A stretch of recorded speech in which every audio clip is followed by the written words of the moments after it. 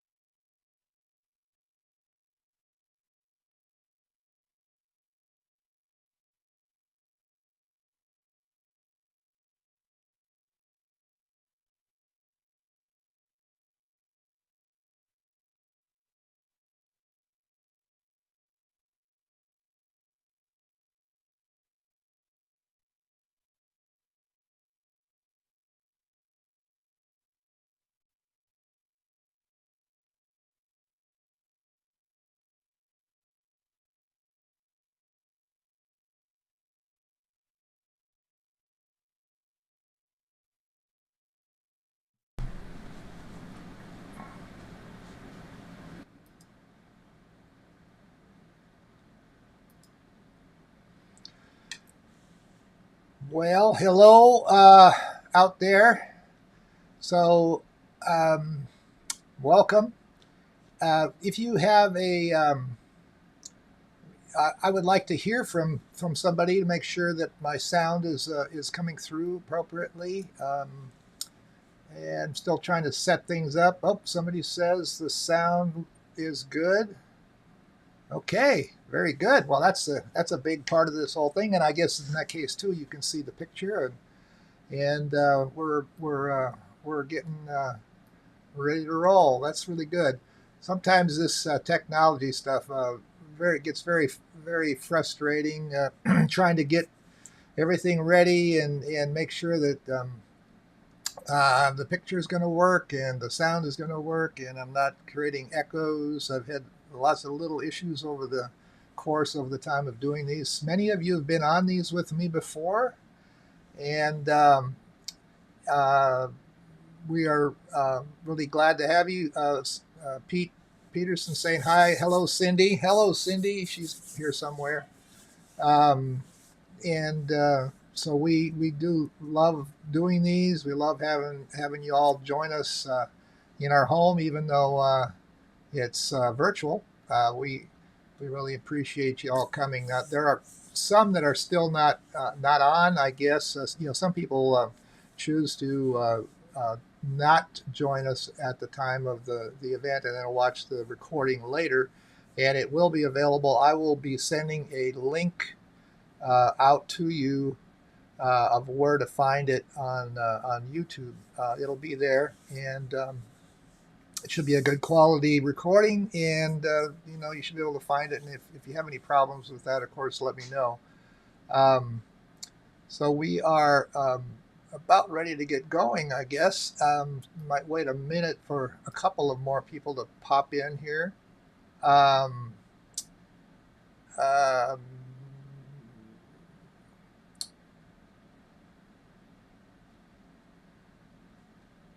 there's a question about should you see see something on the second window. That's just a second a device that I have hooked up, a monitor, and that just is a placeholder little screen. So what you should be able to see, and you should be able to pin uh, the um, the main view. If you haven't done that, there's a way to pin it, and that makes it large, and everything else should be smaller and get out of the way.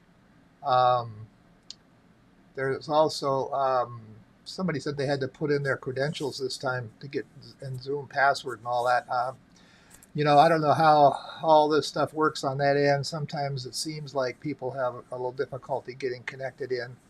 It should be a matter of just using that link that was sent to you, and hopefully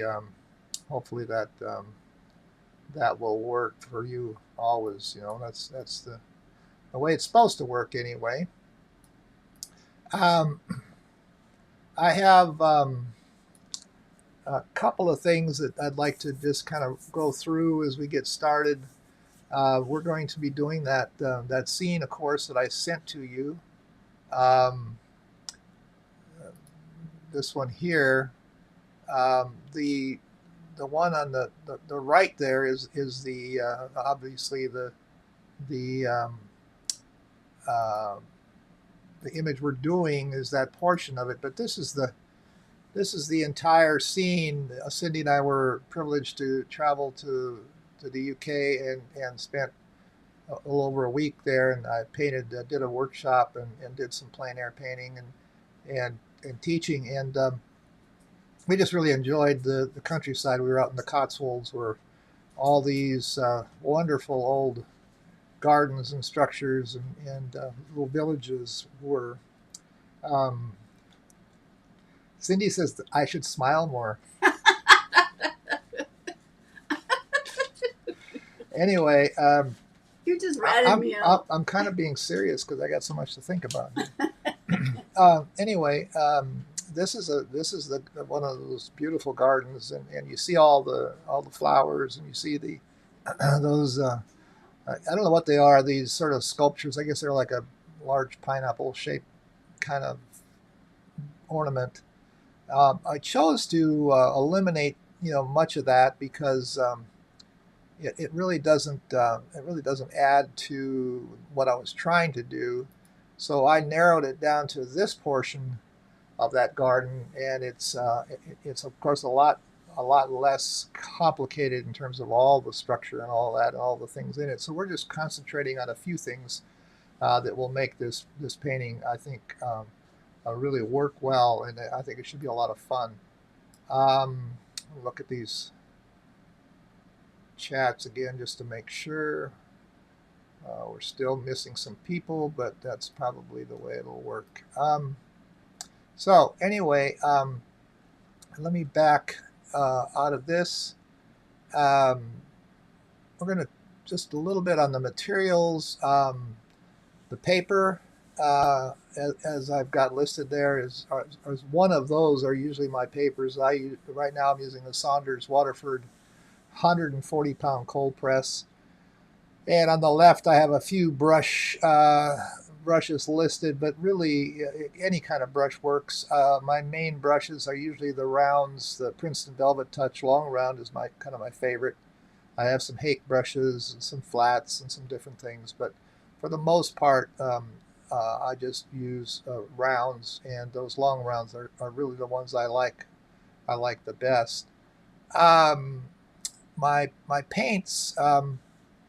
Are again uh, uh, a variety of brands, but as far as the colors, if you start on the right side over here, where I have the yellow, that's the Cad Yellow Light, and the New Gamboge, the Cad Orange, Cad Red Medium, the Alizarin Crimson, Raw Sienna, Quinacridone Rust, and Burnt Sienna. The Quinacridone Rust is really just like burnt sienna, but on steroids. It's it's the quinacridone, so it's very strong. I don't use it as much as I mostly use burnt sienna, and I'll talk about the main colors I'll be using here in a second. But then on the other side of the palette, I have the blues, the cobalt teal, the cerulean blue, cobalt blue, ultramarine blue, and a manganese blue. Ultramarine is my kind of go-to blue, along with burnt sienna. Those are going to be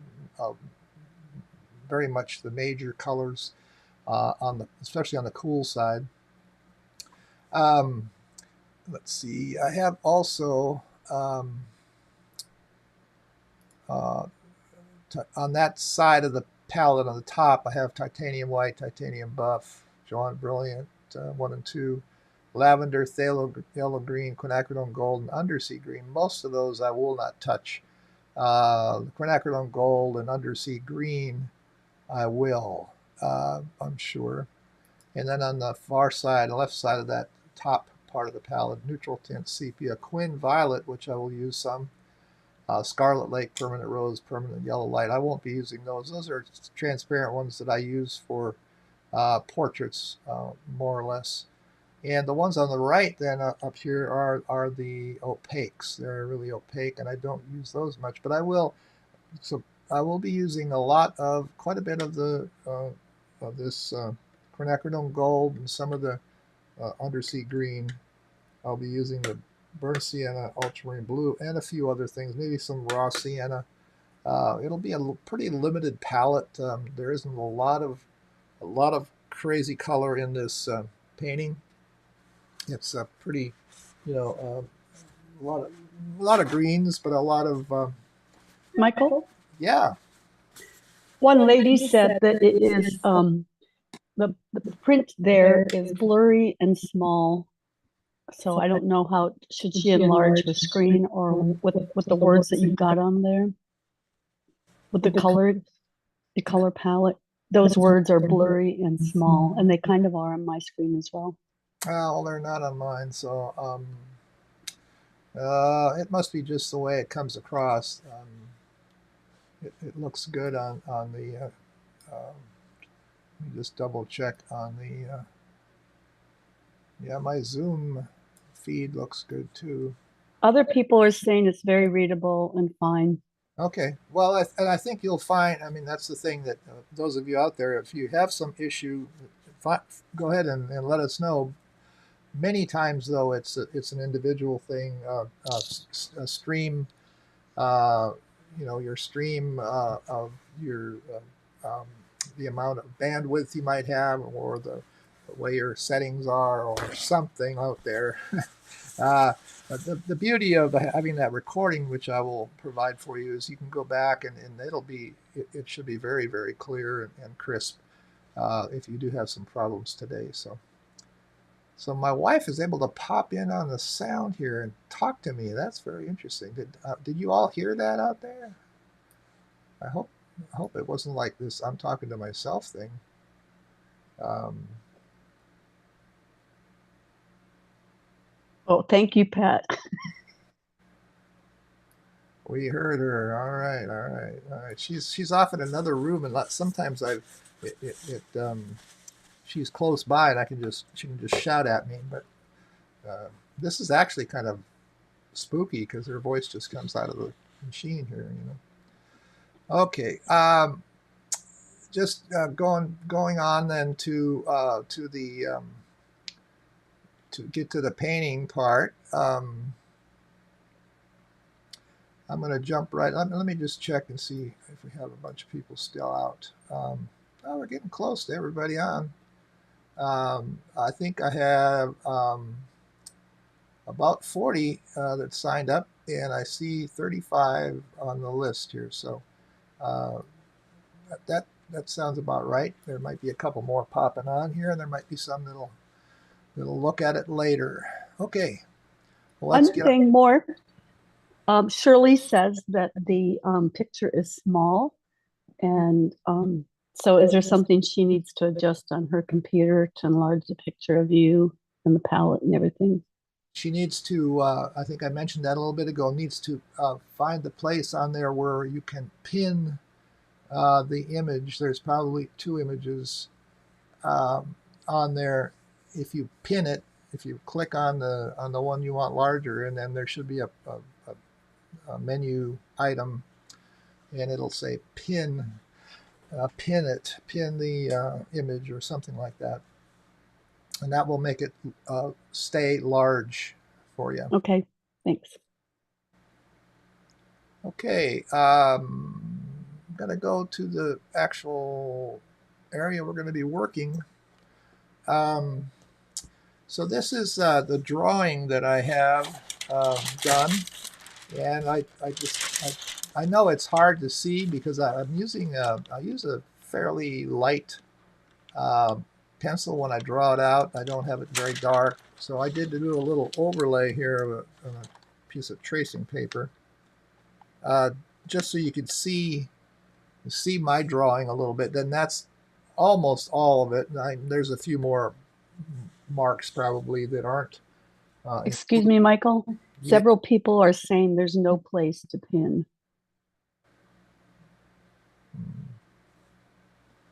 Well, let me look at that. Thank you. Might be something I can do. Shouldn't be a problem that way. Let's see. For being an artist, he's pretty techy. I just want to tell you all, he uses both sides of his brain. I kind of like that.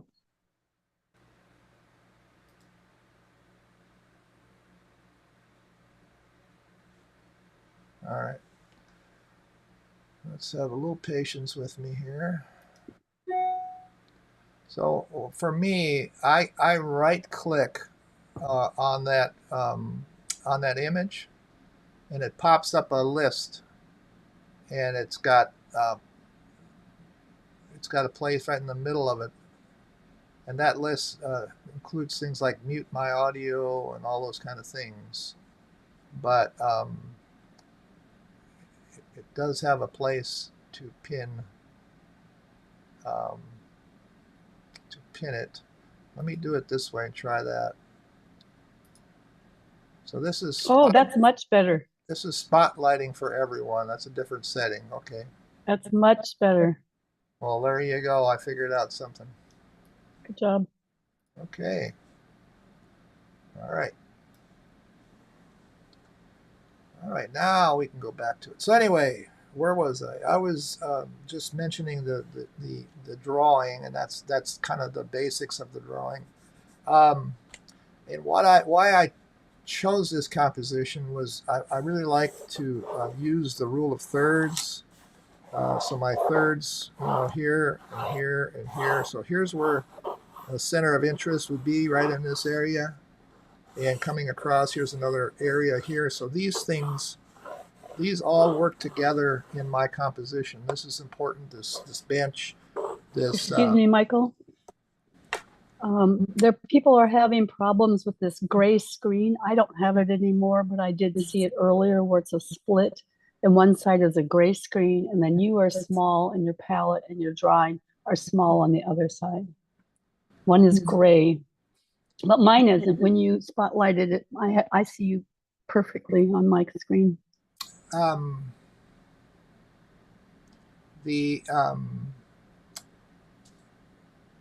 Yeah, again, that has to do with the way you have it pinned. I can't adjust that from here. Well, until you adjusted it, mine was the same way. So there wasn't any place to pin it even when I touched it. Let me take a little pause, and I'll take a look and see if there's something else that I can do on another piece of equipment here. Hold on one second. Great. Thanks, y'all. Thanks for being patient.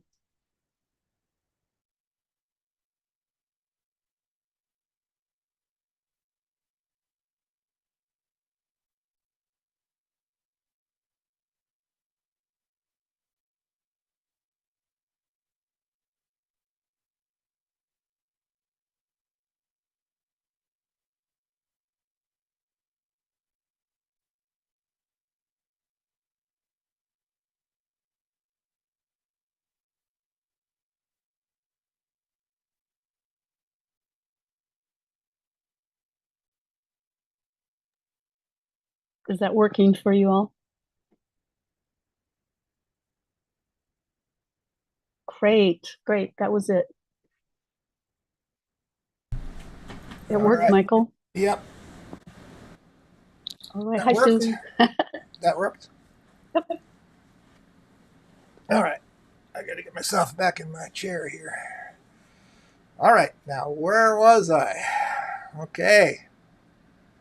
Anyway, compositionally, I want to, keep things on this sort of quartered grid. So these are my center of interest going to be in these areas. And I got to keep that in mind as I'm going through this, as I'm painting it. One thing I did, this is the photo, and one thing that I have done is I'm adding a figure on the bench down here. You can or you don't have to. It's really up to you if you want to try to add something. What I did was I went to onto Google and just did a search for woman with a hat sitting on a bench type of Google search, and the images this popped up. So I use this. This is not going to copy everything about it because that's not my image. But the posture and the gesture of it is certainly usable. And so I have her positioned right down in here, and I'll try to maintain this this little person here and give it some interest, a little bit of human interest. It would certainly make sense to have some figure in there in this kind of a painting. So those of you that are painting along, some of you might be just watching, but for those of you that are painting along, the first thing that I'm going to do is wet the paper and do a nice wash over the entire surface here to give it a little bit of tone. And I do that. It isn't the only way to start a painting. Some people will start by start in one corner and paint their way through all the way through and try to get everything done that way. I like to work on the whole painting at a time to kind of create a unity, and I find that's the way I like to look at a painting, is not just you know, copying the photograph and then translating it that way. I want to see the whole painting develop because I'm going to change my mind somewhere along the way about colors, about different things. Those things will happen as the painting develops. So the first thing I want to do, I just take a large brush. I have this large uh, Japanese or Chinese uh, bamboo brush, pony hair brush, and I'll just wet it down pretty well with that. There's a lot of moisture in this brush, and try to make sure that you're covering everything so you don't have any dry spots. Now, what I have to do is what I'm always doing when I'm doing these underpaintings, and this is often the way I start, is with an underpainting like this.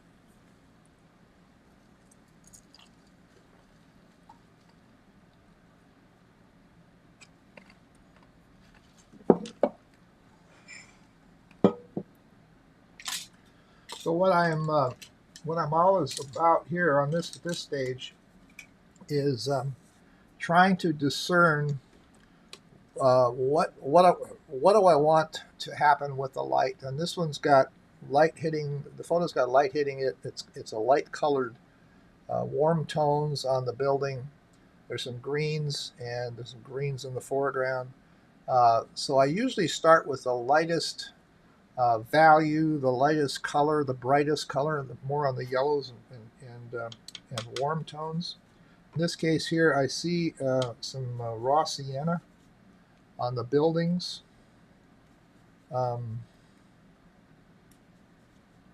There's already water on the paper, so I don't want to have it thinned out too much. Let's just try it here and see. Well, that works pretty good. It's a little bit more, not quite as yellow as I was hoping. Let's do added a little yellow to it. So here's the way the sun is coming down this way, so I can make there's yellow going to be hitting the tree over here and the foreground here. So I can show by the direction that I brush it where I see sun coming in, and I can use that to help to direct your eye through this painting. There's going to be some light on her. There's going to be some light on the building, and I don't want to paint everything in at this point. You're just putting some real wet color notes in here at different places. So this shows through in the final painting. You're going to have this color. You won't even hardly notice it for the most part. There'll be some places where it'll be more evident, but many times you don't really see it that much. But it sets the tone and it creates color harmony. So my next step on this is to do some cools and counteract these blues. I mean, these bright yellows that are coming across the area, and I use a lot of ultramarine blue. It doesn't have to be that. It could be another color. I could even pick up a little bit of the other stuff that's here. It doesn't really matter as long as I have something that has some coolness to it, and maybe not as blue as the ultramarine that I have. The ultramarine I have is a Winsor Newton, and it's a real nice ultramarine blue, but it is a little bright maybe for this portion. Let's do a little bit of burnt sienna into it just to tone it back a little bit.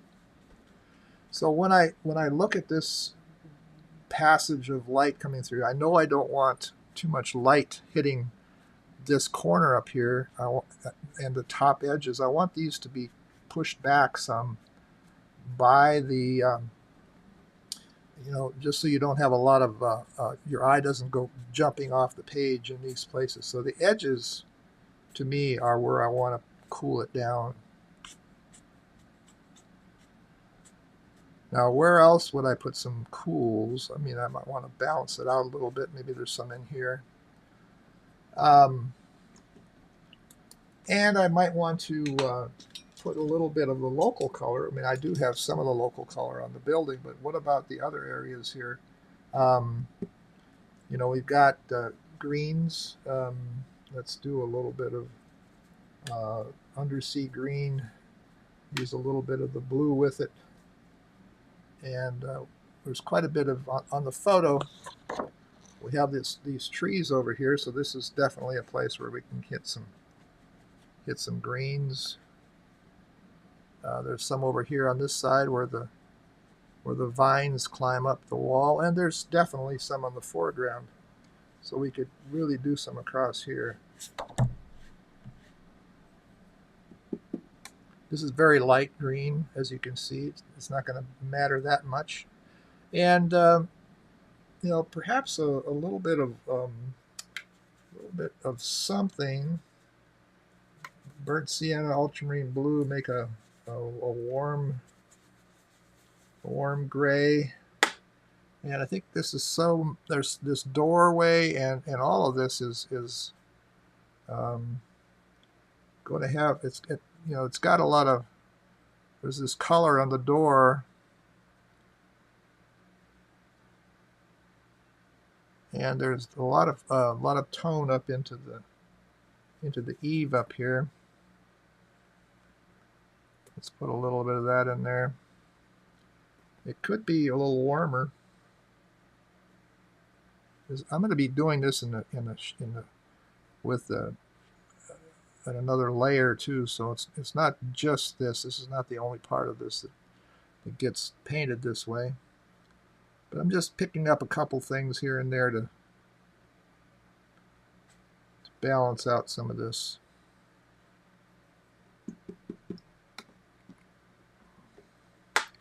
So if you look at that, it doesn't really make a lot of sense.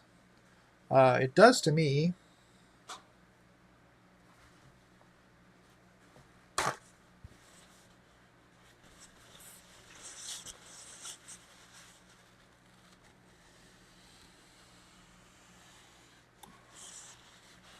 So every time, if you were to do this painting multiple times, if you paint this way at the beginning, every time we'll have a little different color harmony, a little different tone in the light areas. These are all going to be the light areas. I probably got a little carried away with my blues right up in here, but it's okay. It'll work. And can't take it off now. I mean, I suppose I could take my paper towel and wipe some of that away if I really, really had to, but I don't. We'll see how it works in a little bit. I'm going to let this settle just a little bit, and then I'm going to dry it with my dryer. I do use a dryer to dry mine. I have this little heated craft tool, little heat gun, and it will works really well. But I like to let it sit a little while first before I get into it. So I'll turn the mic off and let this sit for a minute, then I'll dry it and I'll come back.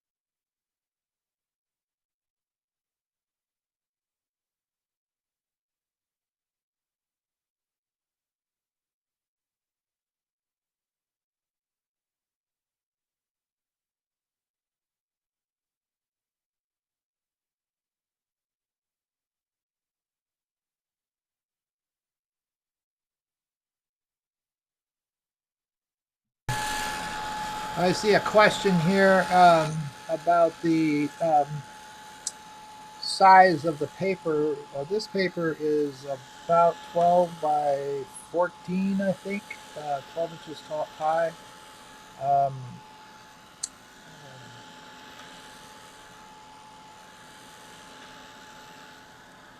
a little bigger than a quarter sheet, but not the exact dimensions. It's almost a square.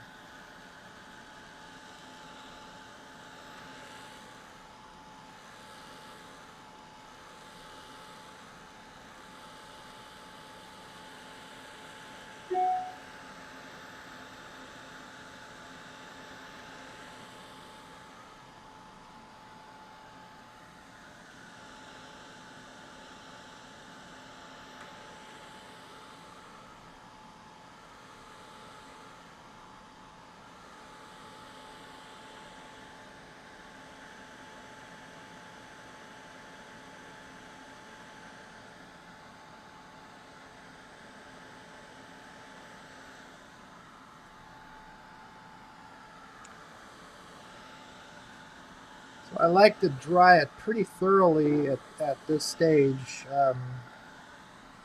Really set these colors in, um, and not get any unnecessary muddiness. One of the biggest challenges that a lot of my students have is you create mud by moving paint, moving the pigments around, and working too hard at it. You let the water and the pigments do what they do naturally.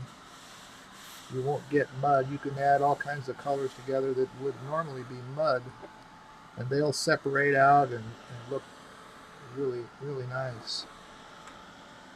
Um,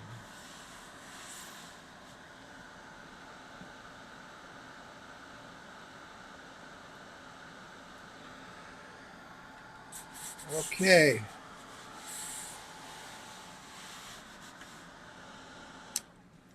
So now is when the really real painting actually begins. The real, you know, the skill things that happen, and you have to.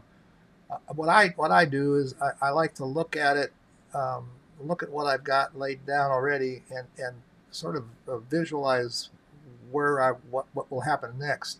But I know that I have to carve up and add some of the details that are going to set this painting in order. And my most important part of it is this doorway and these areas here, these architectural things.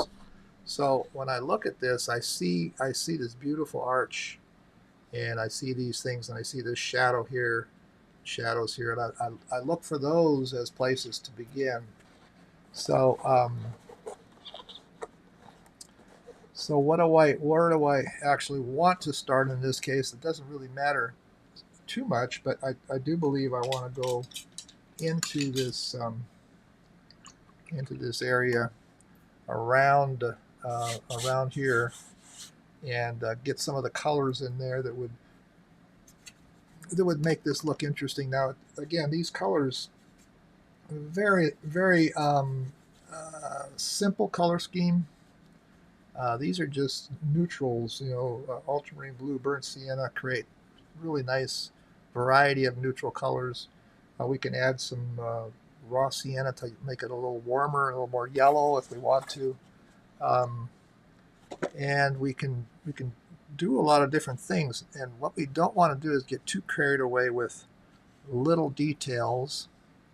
Uh, most places, but in this area right in here, there's some things right in here that probably could have a little bit of care. There's a little sunlight hitting part of this area right in here. So what I'm doing is trying to keep it's very very moist. I've got a lot of water on here. I'm going to add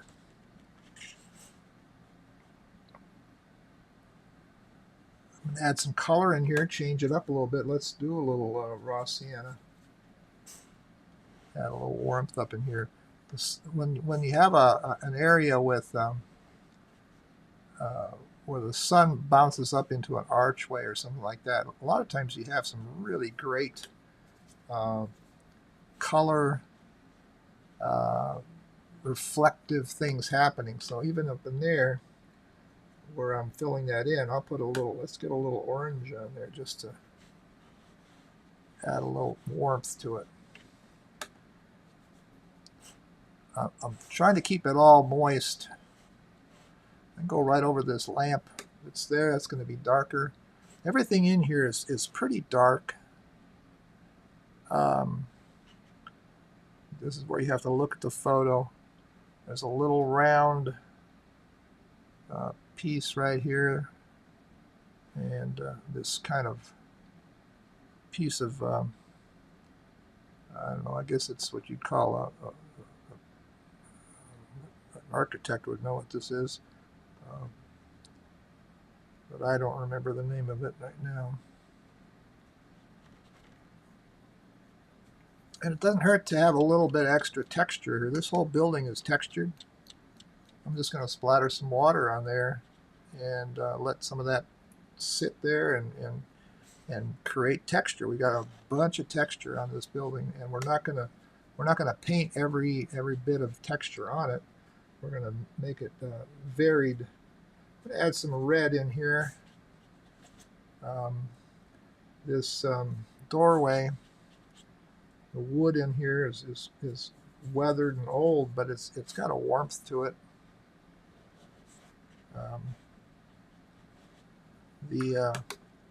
This panel right across here where the light is, that's kind of warm yellow. Don't have to paint every part of it that way, but now I see what I did there. I made a mistake because I was talking.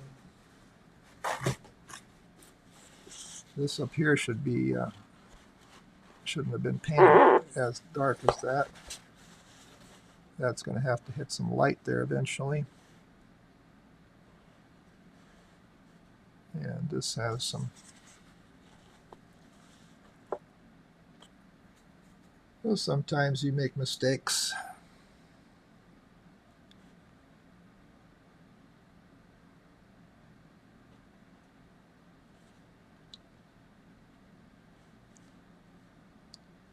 And here we have that same architectural thing as on the other side. There's some little marks here. You don't have to get too carried away with all those details.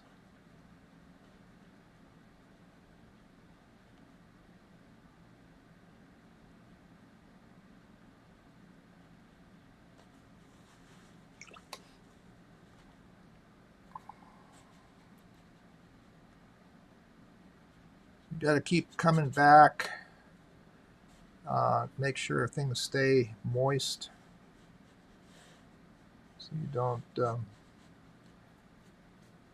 let them, like up in here now where I made that mistake. There's going to be some edges there, but I like to keep it, keep my edges minimal. And over in here, I'm going to warm that up a little bit, and then it actually cools down in here quite a bit. I'm going to put a little cerulean blue. That's quite a lot of cerulean blue there, isn't it? Just going to add more water and sort of thin that out a little bit. But that, this little shadow right in here, give it a little bit of variation.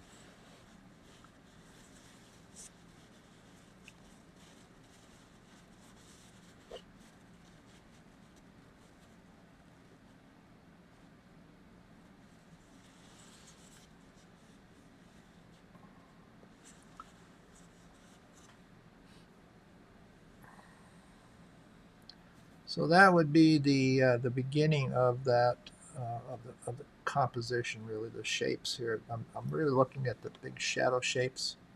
If I go into this portion right here, this is right up to it. The shadow connects right into this shadow. I picked up a little bit of a violet, and I'm going to add some other colors into it as I go. Let those connect.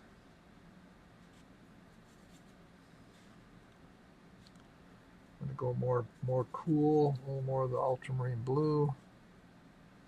And it's pretty dark in here, and you can see the window itself is pretty dark, so I'm going to just hit that while I'm here. And there are some little window pane, what do you call them? The wood part of the window pane. Those are small, but let's see if we can leave some indication of that. And then when I come down in here, this is where I put I added the lady with her hat, and there's green as it comes down in here. So I'm just taking some undersea green, and I'm going to paint around her hat.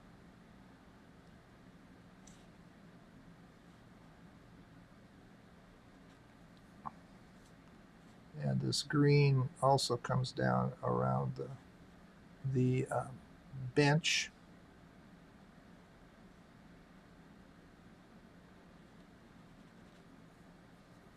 And I'm going to just use a little of the splatter to create some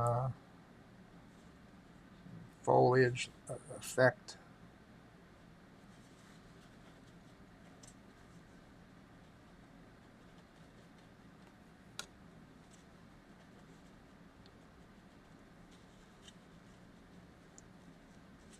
So connecting, these are all now connected together all the way down into here. I always like to do that. I like to have my different parts of a painting have some connection. And if you have an area where you don't know quite what to do, well, then just sort of soften it and feather it off to nothing, and that will also give you a chance to come back and work into it later. But I like the colors I have in here, the connection, the warm, the cool, the violet, the warms, the blues, the greens. All of those are all connected now, and I like that.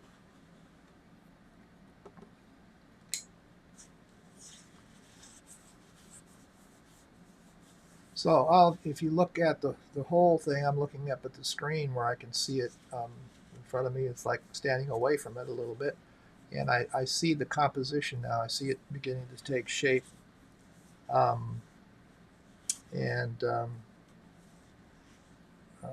can begin to judge a little bit of what's going on, what's going to happen here.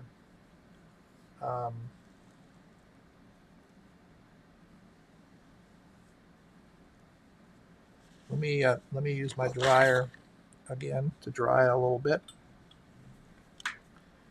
Otherwise, I get my hand in there and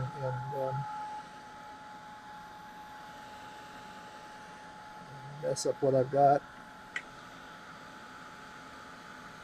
Anybody have any questions at this point in here? I have a comment. I was wondering if you guys count cows instead of sheep to try and fall asleep, it's probably past your bedtime. Oh, Cindy. Past your bedtime? I liked it. What if we remove all the margarine on Earth? The world would be a much better place. Much better place. I liked them. Oh boy. I might have to pull the plug on your microphone. He wouldn't dare, I promise.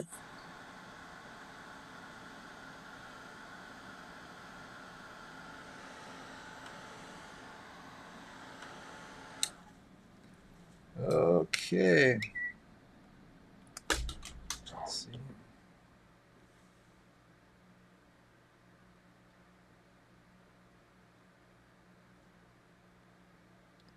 I had somebody who was having trouble getting in, and I was able to send her a code. Fortunately, that worked, I guess. So we're in good shape now. All right. I'd like to have everybody, and I'm sorry if you missed part of it, but like I said, there will be the recording. You can watch the beginning again and come back to it. So what I've done so far, just for the sake of the one who just came on, I did a nice wet into wet wash over the whole background. And now I've started to fill in some of the shadow shapes into the composition that I want. This off center on the thirds doorway, and this on the thirds level here. Now I'm losing a little bit of the feel of the connection there, I think. But so I think I need to add a few things here while I'm in that area. I'm going to take some ultramarine blue, burnt sienna, and some of this undersea green or quinacridone gold. Get some nice greens going, and I'm going to set the some of this bench into place here, I think. And I have this it's kind of a little fastidious little part, but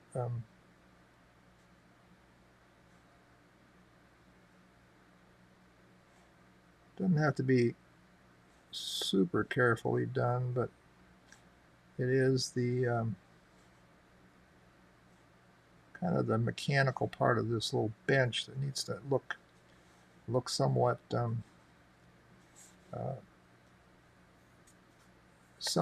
rigid and hard. You know, I could make it a little bit more sketchy and loose, but I think it needs to have a little bit of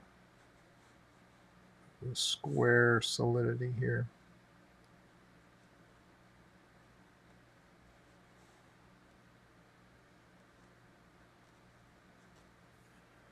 And again, a little splatter texture doesn't hurt to get a little bit of the sense of some foliage.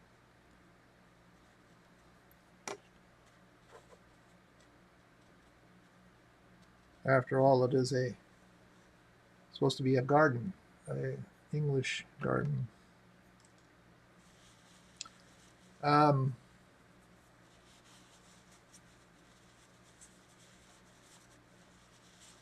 Question about, is there any reason to use 300-pound paper for these paintings? You could. It's not very large, so you know it wouldn't be. I think it's more advantageous to use 300-pound if you're doing something really large, and that way you have you know, it won't buckle and it won't be so difficult to work with. In this case here, this is 140. I guess I failed to mention that. It's 140 for this size. It's fine. When I wet the whole thing down, it does do a little buckling, but when you dry it again, it pretty well flattens out, especially this size. I do full sheet paintings on 140, and I don't do any magical stretching or anything like that. And there'll be a little buckling, but you can also get rid of that if you have to. So these brushes I'm using are these Velvet Touch Long Rounds by Princeton. I really like them, and I keep trying to find out if I can get them to send me some free ones, because you know I promote them so much, but they've been hard to get in touch with, the people that own that particular company. I'm going to do a start up here and do some of the shadow.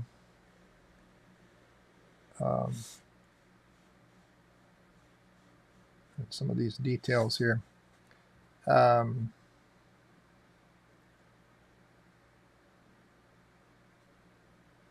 using a fairly large brush with a lot of pigment in it, a lot of water. But it's got a fine point, so I can I can still make it work pretty well. Let's put a little warmth into that right up in here. Just adding a little bit of a variety of color.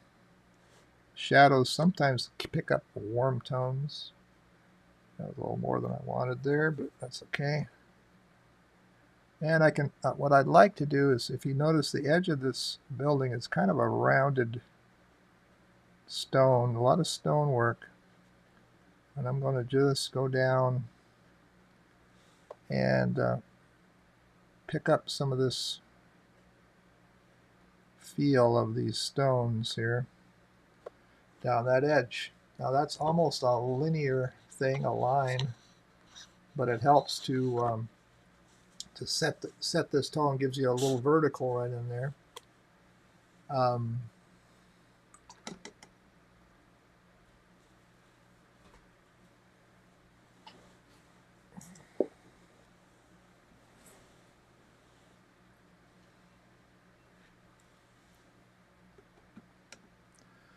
So why do I go to do that at that particular time? Sometimes I don't know. I just kind of get a sense from looking at it that this is the next thing I want to do, you know, that I wanted to do that. Now, it doesn't mean you have to do that. Like I said, some people would start in the top left corner and work their way down. I like to build my composition and see it develop. So if I do that this way, it seems to work better for me.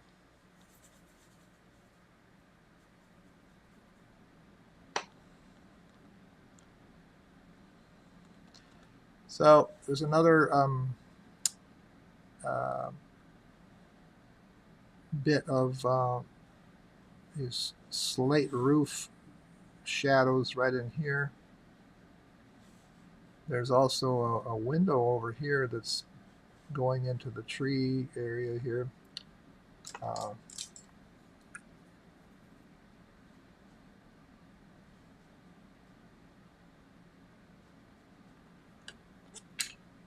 Doesn't really need to be done probably. And there is a pipe running through here that's casting a shadow. That's not a real important detail, but there is that linear effect of it that makes it interesting. Here's a little gutter where the water spout is, and a shadow coming off of that. And then there's a pipe.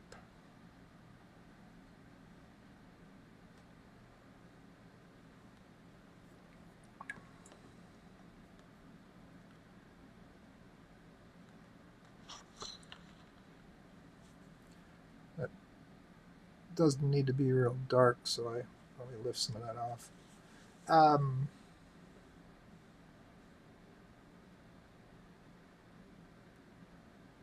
Okay.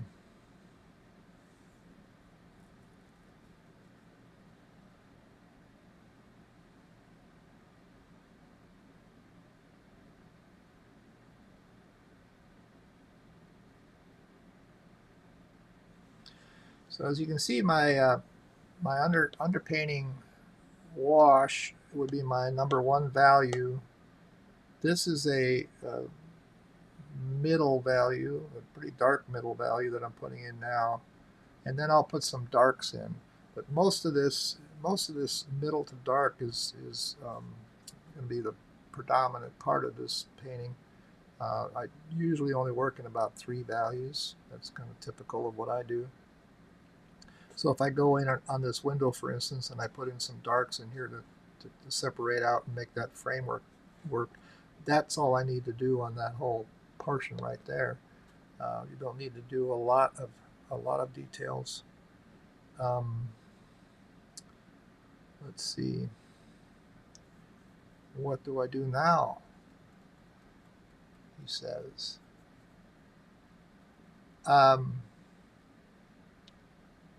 So I have windows up here and here. I need to do those at some point, but they're very secondary to a lot of the compositional things I need to work on here. But I do think I need some foliage, some more foliage along in here just to set this the base here. I'm going to take some quinacridone gold with some of the blues I have here to make some greens, and I think I'm just going to take the side of my brush and put some in here. And over here I want some too. Now, adding a little bit of splatter to create some texture with it. Adding a little mixture of colors.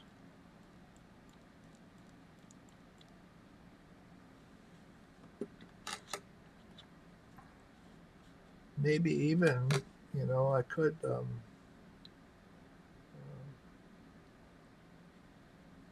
add a little red just for what there's going to be some reds in here anyway, some flowers or something, but what if I get some in right now when it's still a little wet and there's some things that appear as though they might be a flower area. Now, I might lose all that when I get into other things. But that kind of, I like that. It gives me a little bit of a base to work from.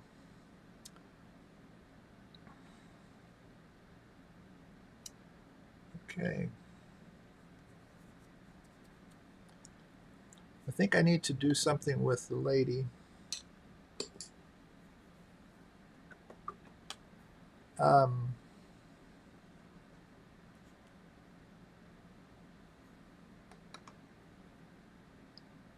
So that the hat is warm. We're calling it a warm sort of straw hat. So that's that's a raw sienna, generally speaking. But it's got to be cooler under there because it's in the shadows. So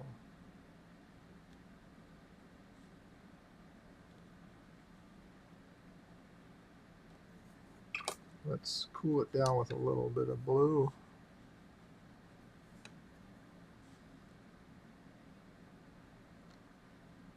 And we'll just go right into the shape of the face here and keep it cool. And then we'll warm it up down and around the neck. And on the shoulder.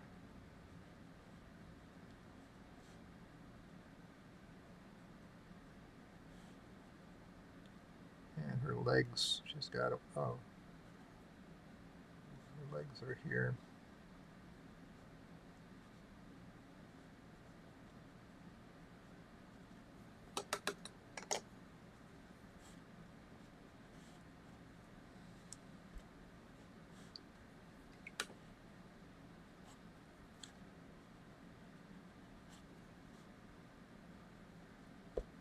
Trying to not make it too dark. I'm lifting it a little bit back.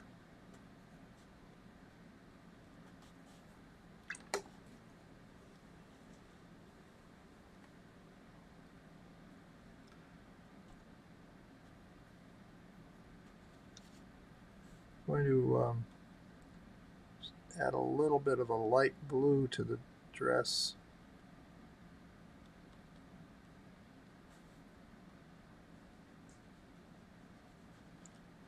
And again, this is a very minimal situation here. There's not a lot of detail that needs to be done on this. It's just a suggestion of a figure.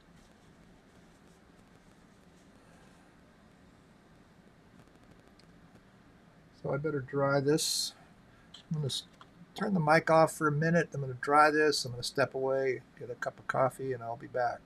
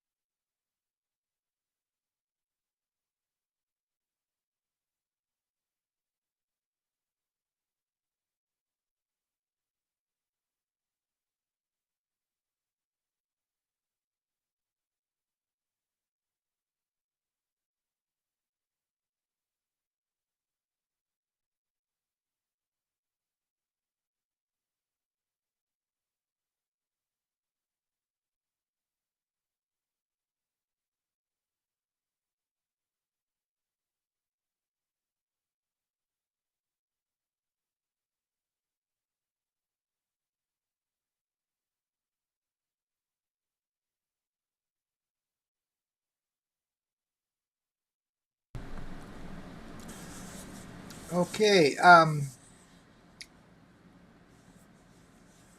next thing I think we need to do is I'm going to set these windows in place a little bit here. Um, just so we have those in. We don't really need to put much detail on any of this. I'm going to take a little bit of this stew that I've created here that's kind of ultramarine blue burnt sienna. It's got some warmth to it. If I look at this photo, there's a little bit of this shape here.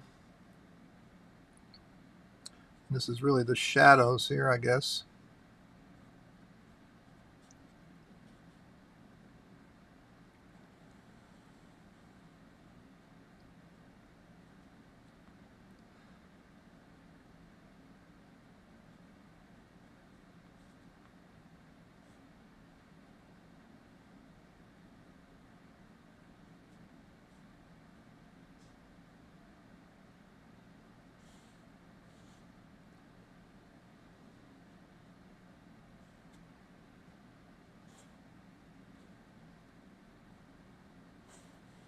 Put the shadow in off this side of this and the top of this.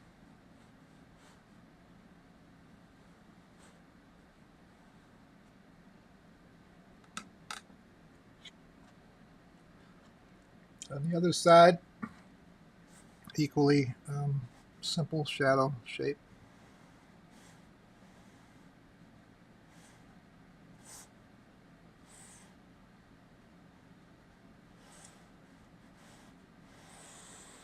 Now I'm not going to I'm not going to do a lot with with these window panes. I'm going to just indicate where they are with a little bit of a brush stroke. These are, so they create, when you do this, you create almost the feeling that there's a shadow cast off of these little um,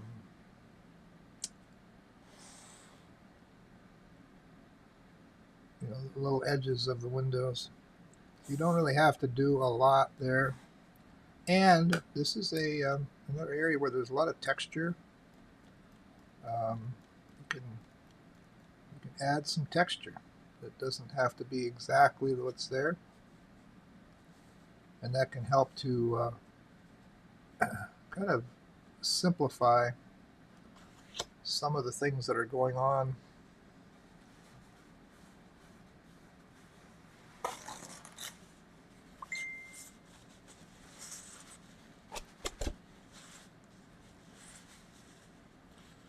There is a little bit of a shadow here.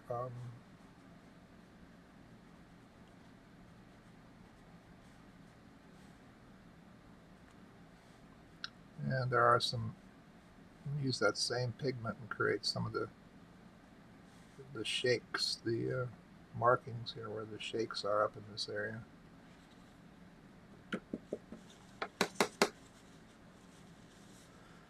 We'll go back to the other side again, back to those windows, and I'm going to create, add those little window panes here.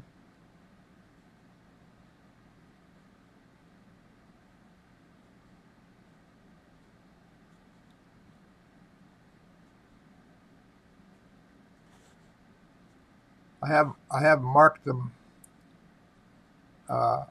with sort of a grid of the lines that would be the molding between the window panes, and then I just follow that. So that's probably all I will do with those portions, top and bottom. I mean, at the top, both sides.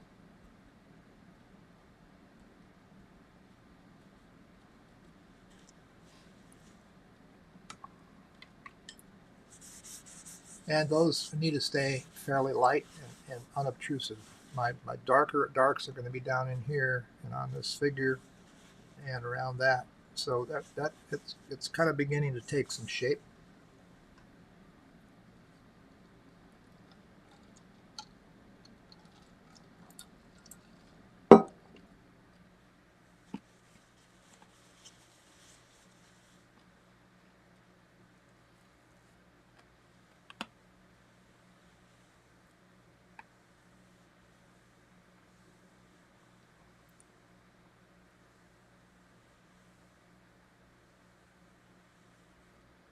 guess while I'm at it with the windows, I could do the windows over on the other side. They need to be darker.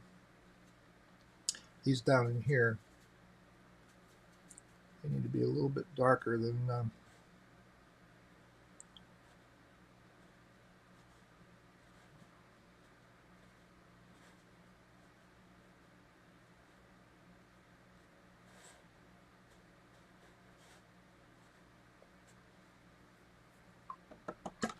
so that's my 3 values right in there. Okay.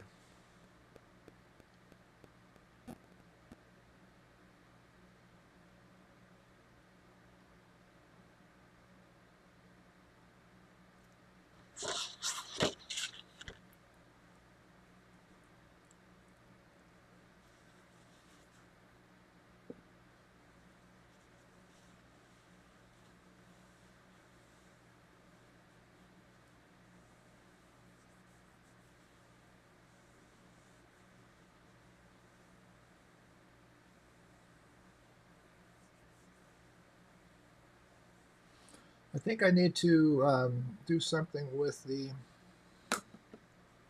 this tree area over here.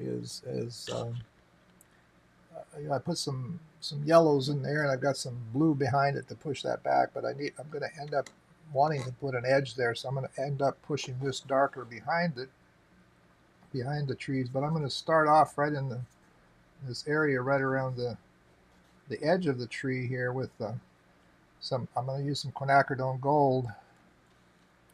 I'm going to splatter some of that around here using my hand to separate or to keep it from going all over the place. Try to control it a little bit. So this is the edge of my, and I could put a little green in there as well, a little of that undersea green.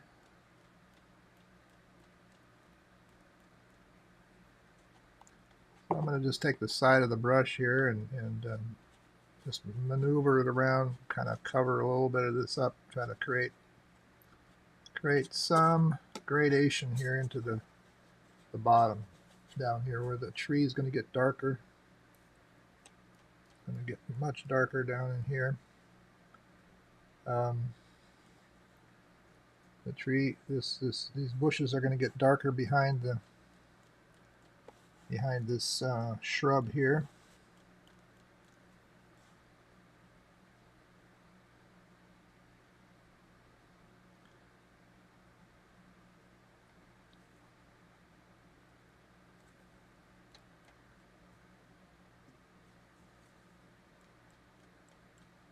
So, again, you're on this kind of thing, you aren't locked into what's there in the photograph exactly. Maybe you want to make one thing darker and another thing lighter, one come in front of the other.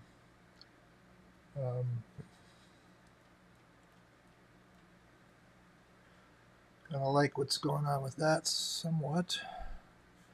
I think there's got to be some darker values down in here.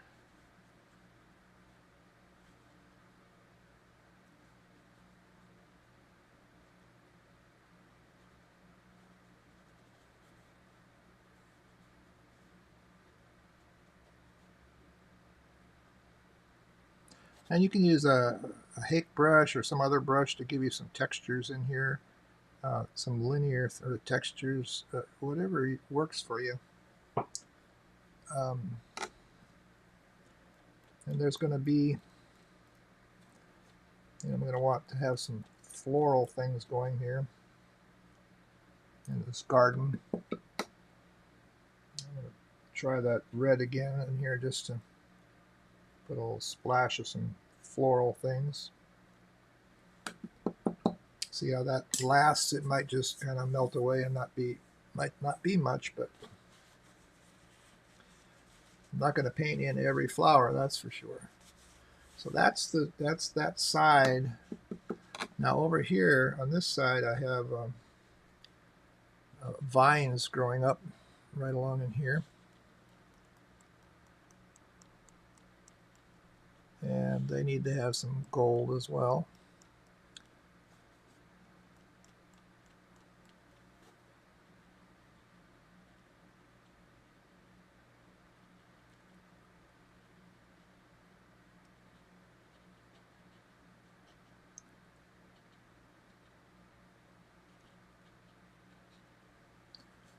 And adding more blue to it, get it darker.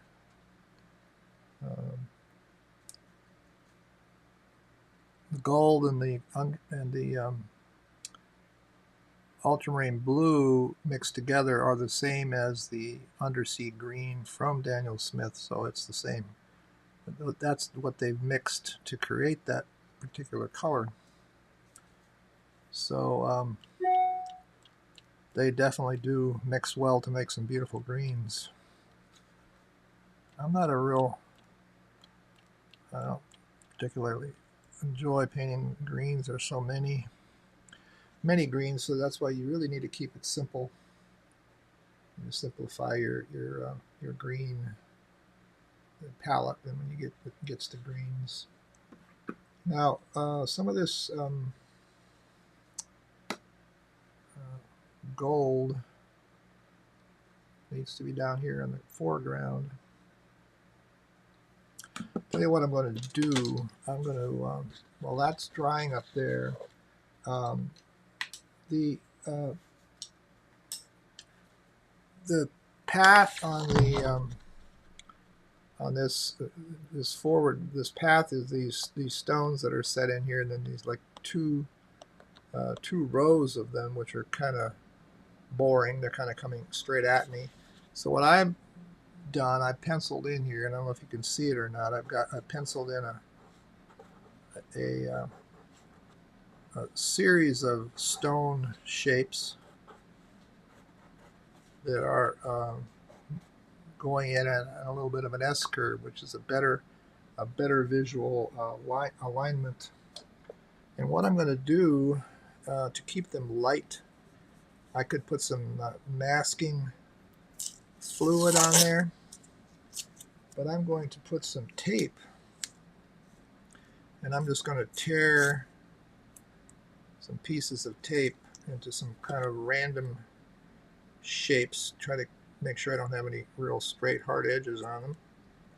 Although if these rocks are what they are here, they're rocks, they may have some straight edges anyway, but so I'm just going to randomly apply some tape pieces, and then I'm going to come in and paint this background color, some colors onto this ground here. We need some tone. I put a little bit before, but not enough.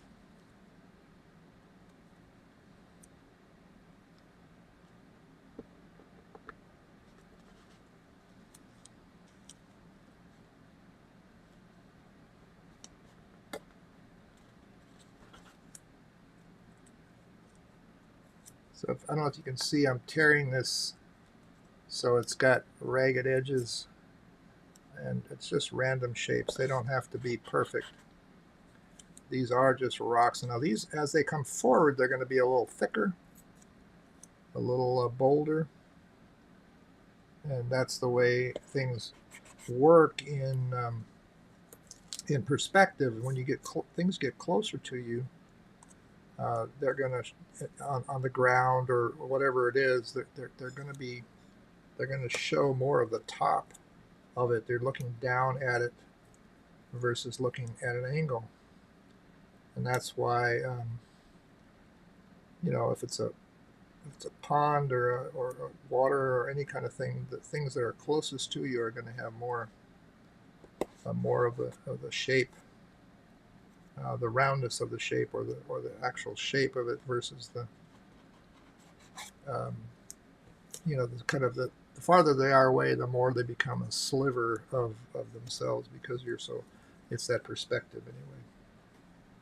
So I got these masked off with some tape. I'm going to put a little bit of, I'll take this Hake brush, and I'm going to take some quinacridone gold to start with. And I think I want to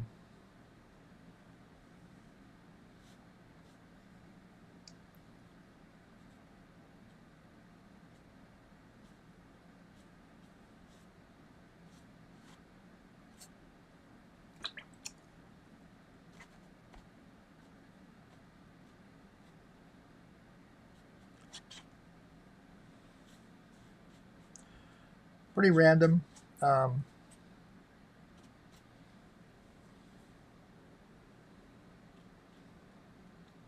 The Hake brush can be good for creating some textures like grasses if you're into that. Um,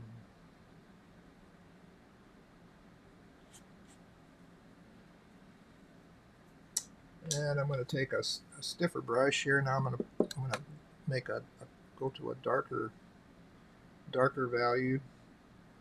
Add some blue, quinacridone blue into my green, and we're going to create some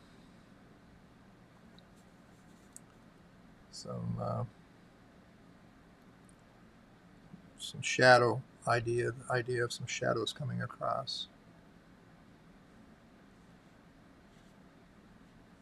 And the grass that way will also become more green.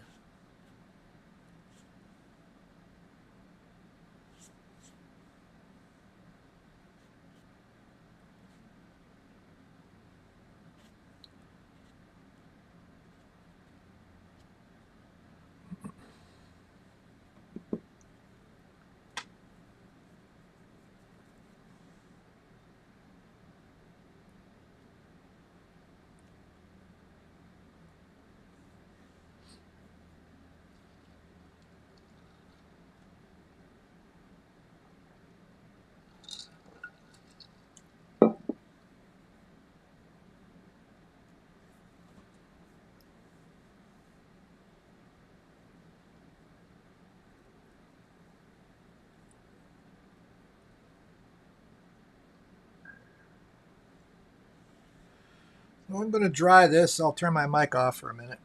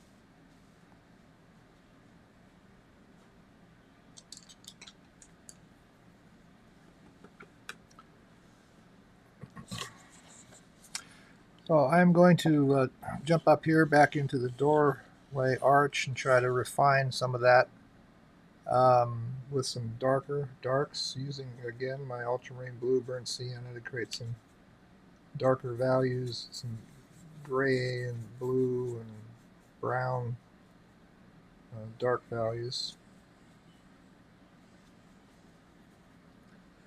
And so we can so here's where we don't need to do a lot. Sometimes it's less is more. um,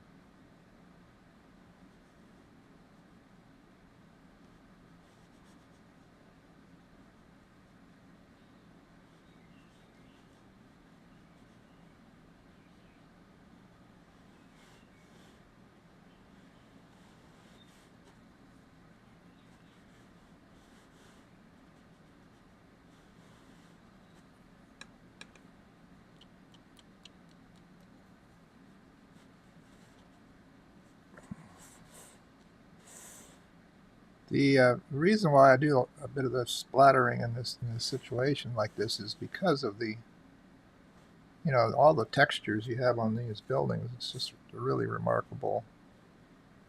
The age of these houses.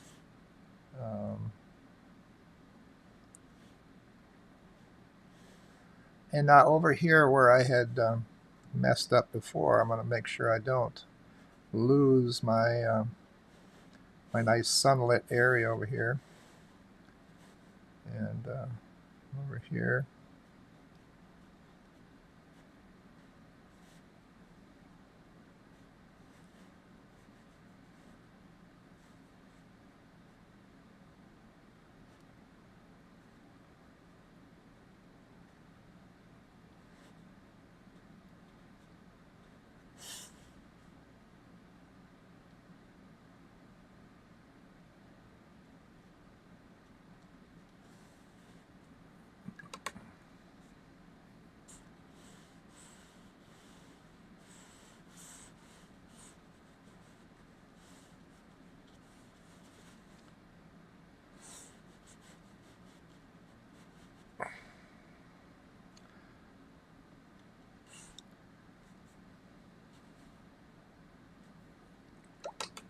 Now, one of the things that makes this arch interesting to me is the way the light catches that top row of this arch, and we don't really see that on here now so much. So let's do a little bit of go back to some of the raw sienna, and we'll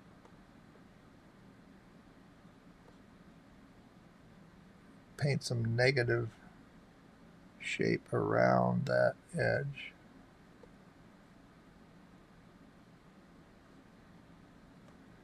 And we'll do some texture up here. There's lots of stone, lots of stuff going on that's just textural. We don't have to paint everything perfectly.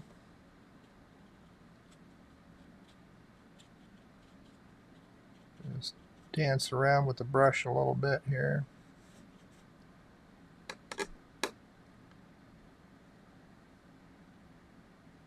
I don't know if you can see how that looks now that there's some sunlight catching this area, and there's a bit of there's still the texture on these stones.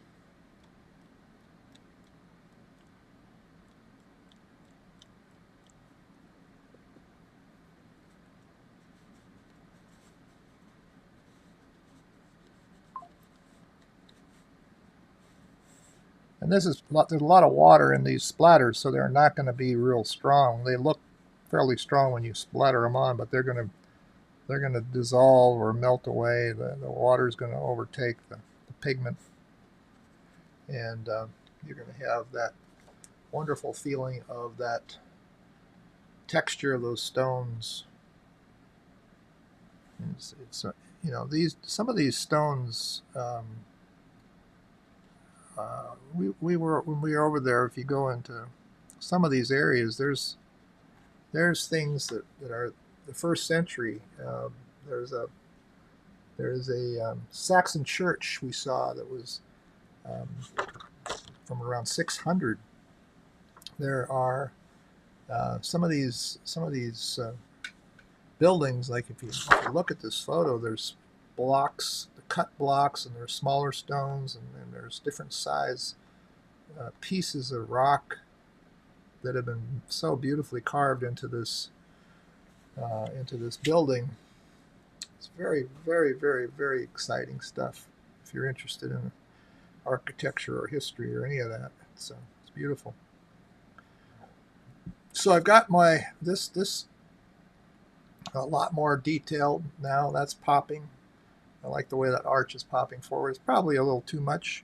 Probably need to, you know, take a little bit of a damp brush here and just distress it a little bit. It's a little too neat. You know, it's rock, it's stone. It's not like a painted piece of wood or anything. It's a carved out of rock. Could be it could be early form of concrete too, I guess. So now the biggest thing on here on this door is to get this dark shadow and these ribs that run up and down.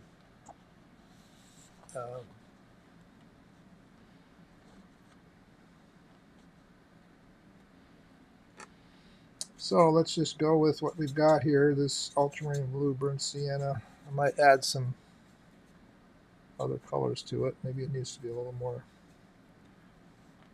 blue. I'm not worried about every detail here, but I want to get a lot of it pretty accurate.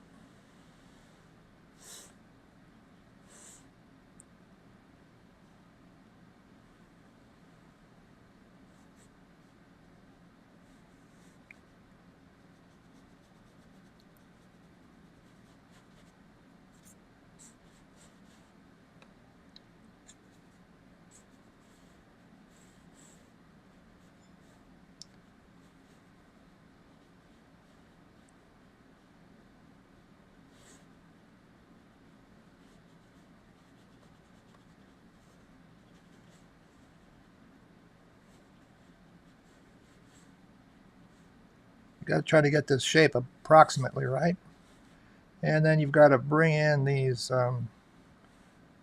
ribs at the same time, the same color, you know, the same pigment you've got going there. You can always clean it up later with something, but you need to get that going. I'm going to add a little violet to it just to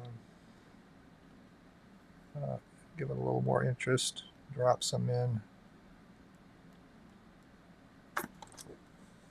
Tip the board a little bit. Let it run a little bit. See if it. It's got a little dry now already. They dry pretty quickly if you don't keep it very moist. And when you add color into your already wet paint, you got to make sure that you're adding more pigment and you're not painting it around too much. Let it just flow. You know, let the watercolor do its thing. Now on the photo, we have there's some shadows underneath some of these little steps here. Probably add that in right away. There's also, you know, along here there's stone. The mortar area, the crevices between stones is breaking in, and it should be the same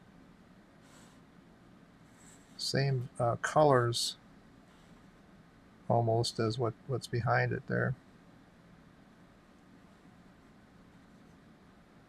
And I'm going to just continue this I have it on my brush anyway. I need to put some of this mortar. Now the mortar on these between these stones is fairly light on the photo, but we can adjust that. We don't have to follow that exactly. we can make it a little darker so it's more visible and you know, a little easier to work with. So up in here, there's some beautiful big stone here, like a cornerstone almost up there in that top. It holds that portion together.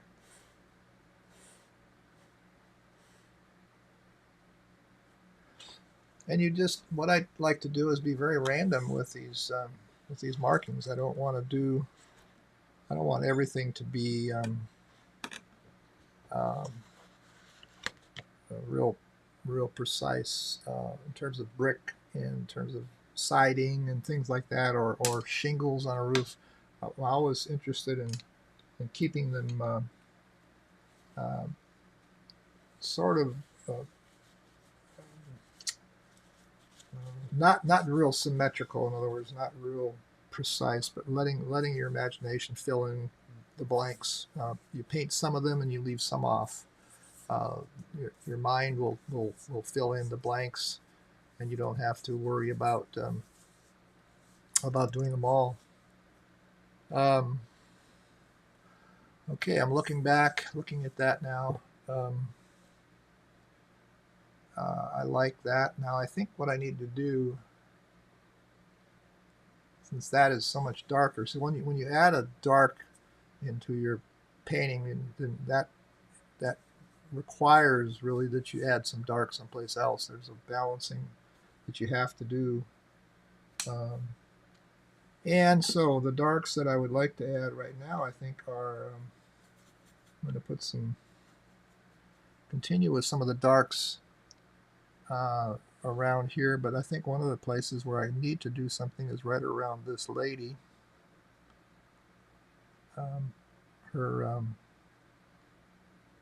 The background here should be a little darker, and she had some, on the photo she has some hair.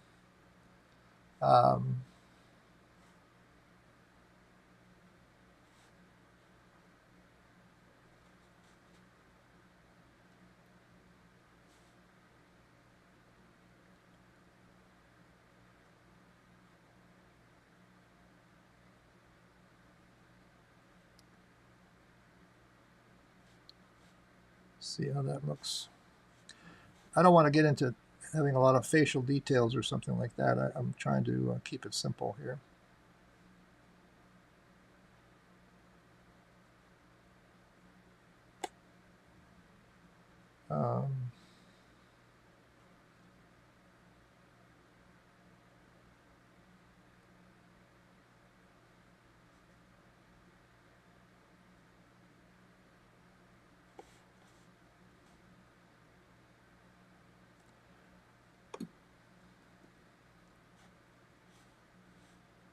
So try to position her without getting too busy with her, and I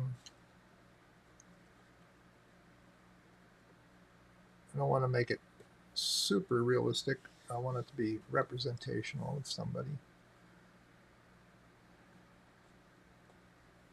Now,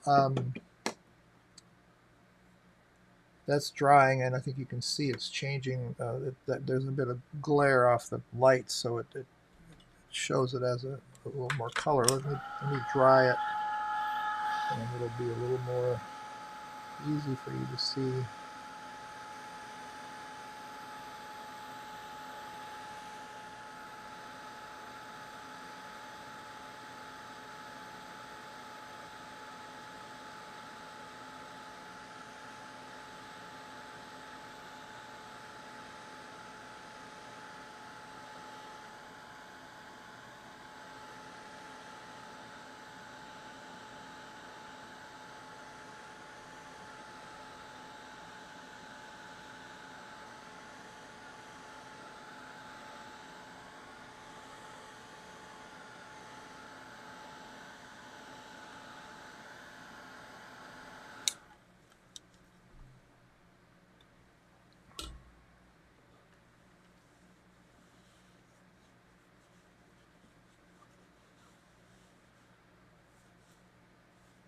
So Pete is asking me, where is the garden? Well, come on, man. That's not it's an English garden, flowers and benches, and there was so much of that. When we were there, they had as I take it, we were there in May, and there was a some signs around in one of the villages anyway that said, they called it No Mow May, and in other words, you are not they I don't know if it's a finable offense, but you're not to mow anything in May. You're supposed to let all the wildflowers grow, and so there were shrubby, grassy areas all over, full of poppies and all kinds of beautiful color and flowers. And so when I think of those English gardens, that's kind of what I think of, are just a lot of very natural uh, vines and shrubbery and flowers. Very, very beautiful. And I'm sure somebody might disagree with what that means, but I hope that satisfies your question there, Pete. Pete's been in my workshops before. He's a great guy. Fortunately, I do look at the list of names. I know most of you in some way or another. Some I think I've only known through these courses. I don't think I've ever met a few of you. Be nice to do that someday. Okay, one thing I don't like is when I look at it, is this park bench is very white, and I like the yellow tone up here, that earthy um, raw sienna look. So I think I'm going to apply a little bit of raw sienna here. Just give it a little bit of tone. Doesn't have to be completely covered. Just brighten it up a little bit that way. Um,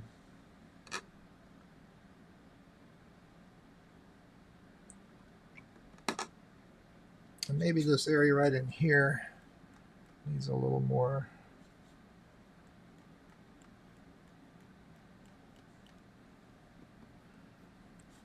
So that's, again, just some splattering to give it some texture.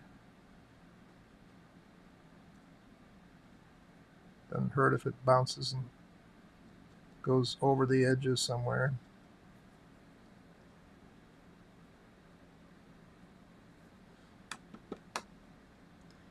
And I like to balance things out. When I see something and I add some color one place, I like to balance it out to another side or another area.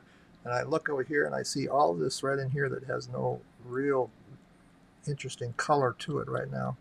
So I'm going to add some of that same raw sienna texture onto these stones over here.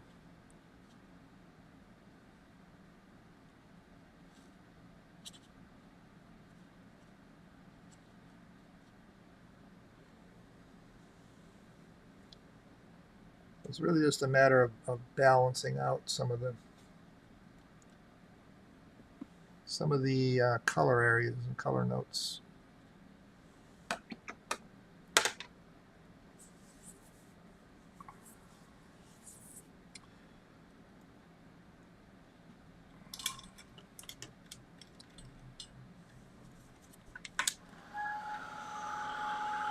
So I'm going to have some fun here with a couple other things. It's coming along, I think, pretty good.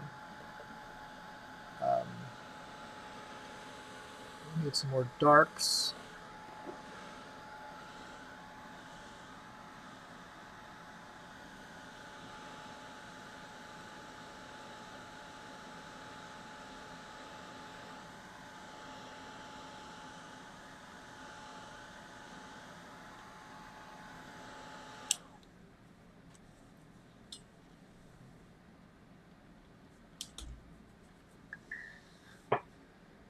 So I sit back, take a look.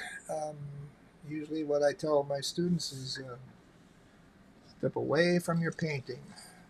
Take a little time, get away from it, take a look, and see what you can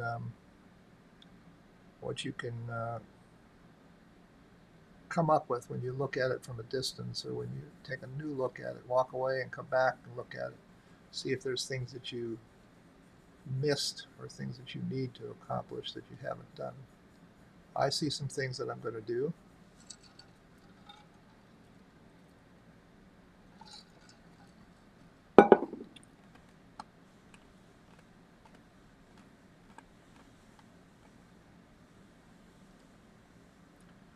I think what I'll start with, and I'll take a little break, but let's start with I'm going to do a little more green or darker green, some shadow areas into this area here.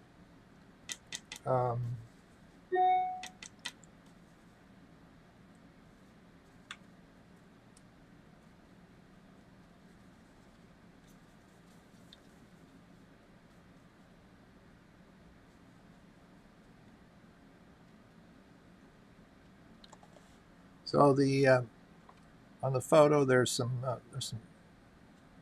plants along in here that have some shadow underneath them. Over here, put some texture in with this Hake brush.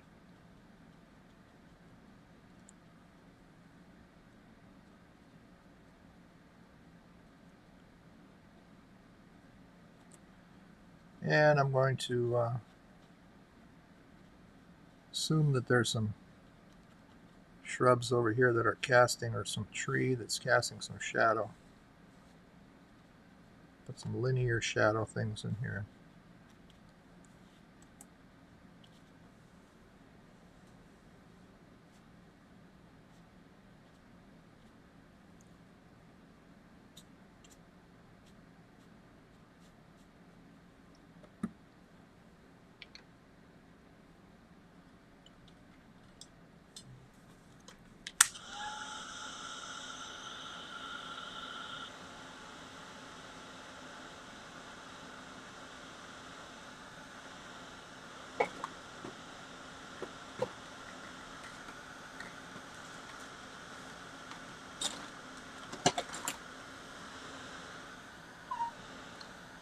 Dry this off, and then I'm going to take this, take the tape off of these stones that I put down here and see if that worked at all.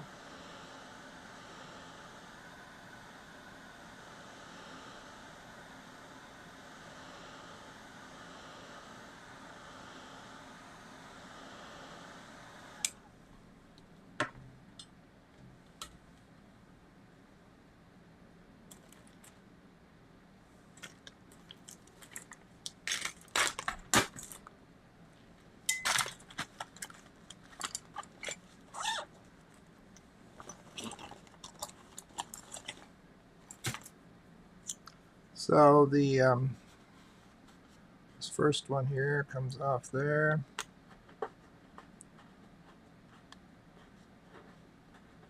Then I'll manipulate these little areas with and put some shadows on them or whatever to make them make a little more sense.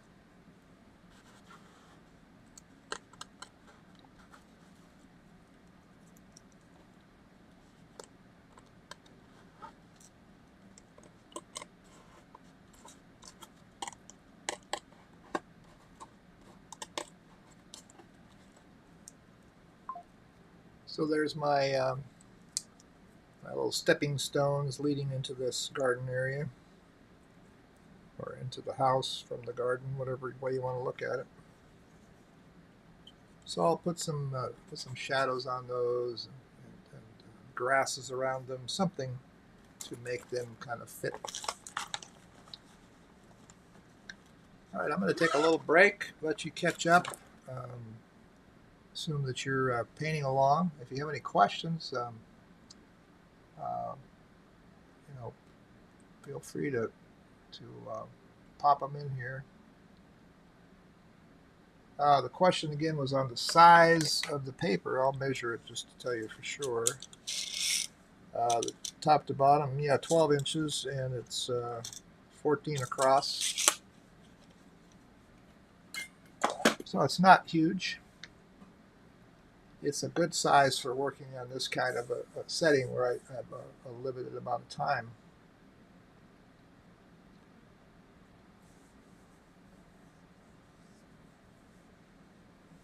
All right, I'm going to turn my mic off and I'll be back in a little bit. The lady on the bench just came back from a holiday in Spain and says, well, you know, that could be.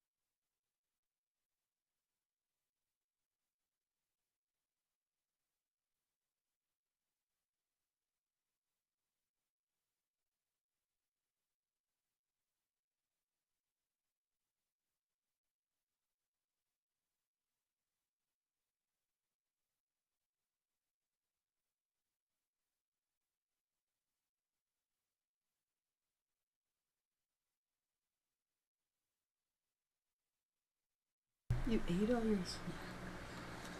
So a question here is, will there be a shadow on the bench cast from the lady? Yes, I have intended to do that. I haven't done it yet. And there's some other shadow things too that's coming. But yeah, working on that. Thanks for reminding me. Sometimes you forget when you're in the middle of these things. Also, wanted to let you know workshops that I have coming up this fall. I'll be in Austin with the Waterloo watercolor group down there in September, and then early October, Cindy and I are going to be up in Missoula, Montana for the Montana Watercolor Society. Looking forward to that. We're going to be there. Hopefully there will be some color and some fun at that time. We're right at the end of September. We're going to spend a couple extra days enjoying the environment there. And then middle of October, I'll be out in New York in this Utica area for the Central New York Watercolor Society. I'll be doing a couple other demonstrations. I'll be doing a demo. Let's see, what date is that? October for the Fabriano. The Fabriano show is going to be here in October, and so October 14th I'll be doing a demo. It's going to be here. By here I mean it's going to be in Fort Worth, Texas. At there's a museum and area with the Kimball Museum and the Amon Carter and all those museums, and also there is a building that's going to house this Fabriano show. A couple thousand paintings coming from all over the world. It's the same work that's every year or this year in Fabriano, Italy, for their big show that happens, and they're going to ship them all here, and it's going to be a lot of fun. A bunch of demonstrations on Monday, Tuesday, Wednesday. There's tours of some of the other galleries, the museums that are included in some of this. You can find out more by going to on my website. I'm sure there's on my I'll put it on my website too, but on my Facebook I'm sure there's a place with a link. I can't remember right now, but it's going to be quite remarkable. And if you're at all interested in all that that kind of work, the show itself or the event, it should be a lot of fun. It's just a week long, a little over a week, so it's not something you can kind of wait around and think I'll catch it later in the month or something, because it's very short show.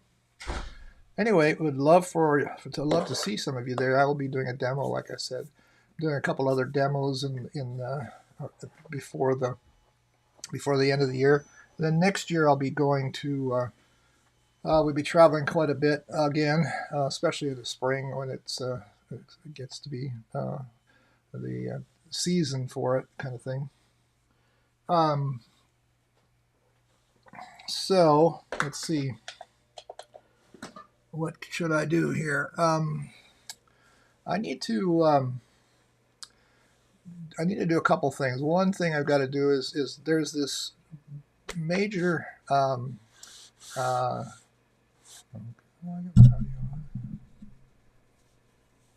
somebody's saying turn the audio on. I have my audio on. Are you?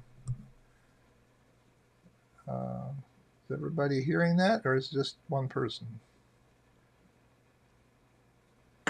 Anybody else having audio issues?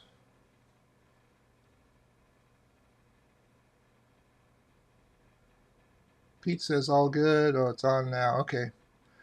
All right. Well, that's good. So anyway, like I was saying, this I like what's happening down here. This whole area up in here is a little bit what's the word? It isn't working for me. I don't know how to say it any other way.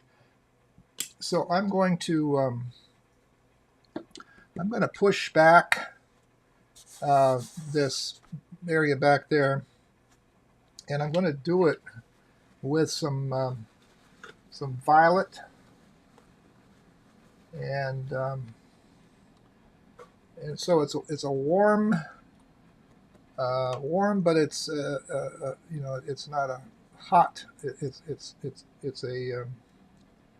a violet that's going to be subtle, I hope. The violet I have is the quinacridone violet, so it is not subtle, very strong. So I have to tone it back. I use a little ultramarine blue and some water and so on. And so here's a go at this. Let's just see what happens here.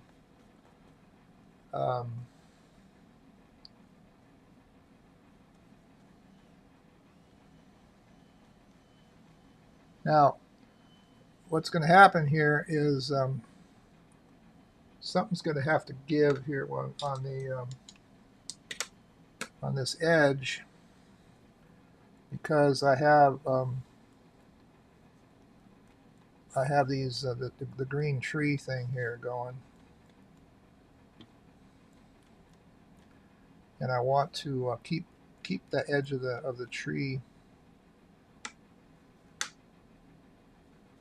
but I don't want it to be overly harsh and what's the word? I want it to be interesting. How's that? So I'm just going to work with this a little bit here and see if I can't keep some of the green in there the way I want it, and then pull in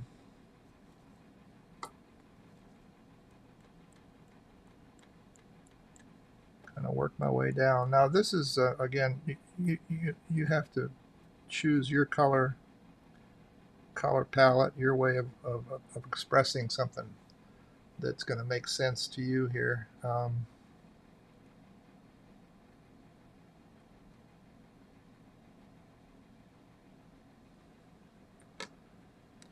I like the tone of this violet here that's going to come over some of this.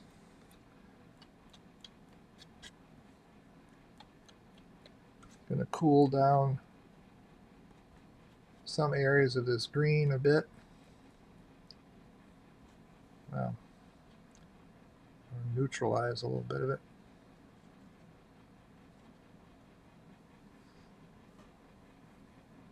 Now that violet I have to balance out some of that somewhere, so I'm gonna throw some of that on this side over here as well.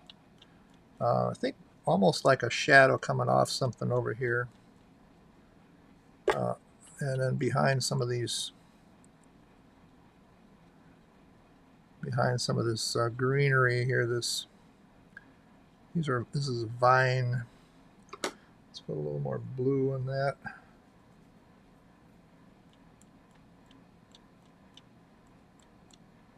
A little water.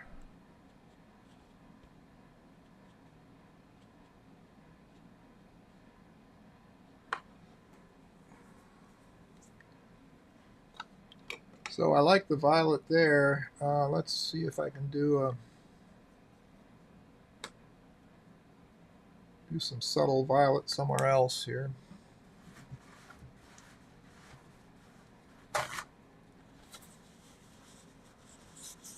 Kind of like the violet up there. Let's do some violet down in here. I like having things in areas that are like in threes. The Trinity, you know, have some variety that keeps you in that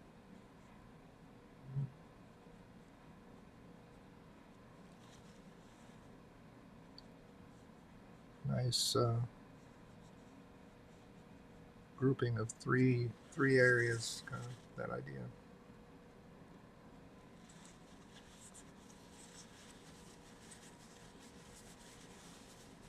So now I like what I've got here better. I think I need a little more value over here. I'll just throw a little of that violet in here.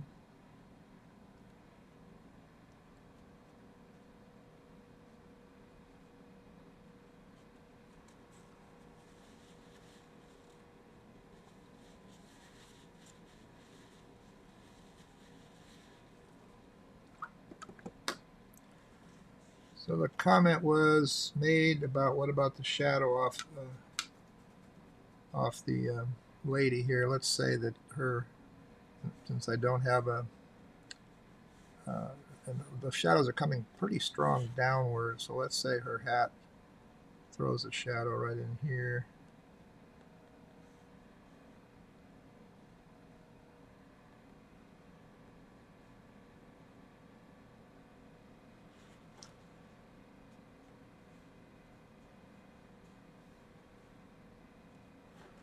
And she needs a little more value. Shadow under her arm here.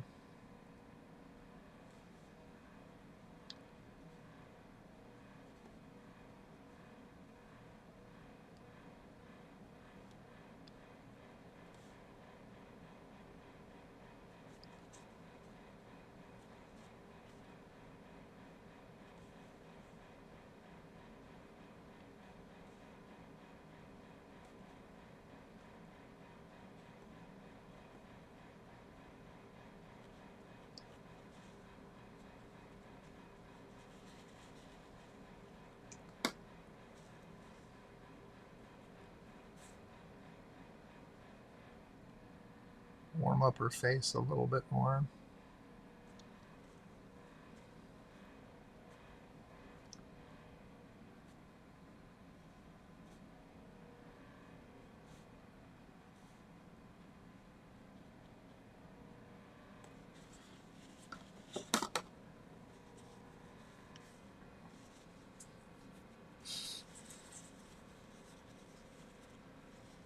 All right. I think we're closing in on it. I like what's going on. Let me dry it so it reads more properly.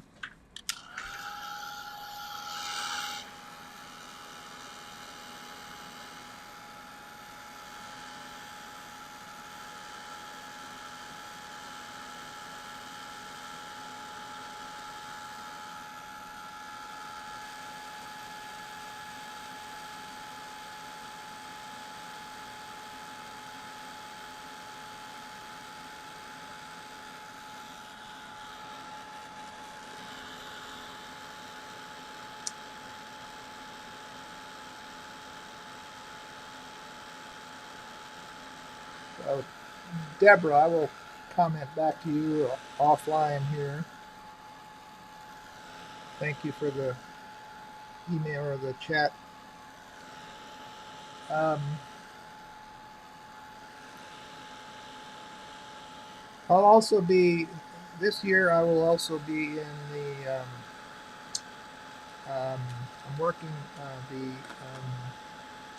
I'm a juror for the American Watercolor Society show and the National Watercolor Society show. Both. It's a treat to be able to do that.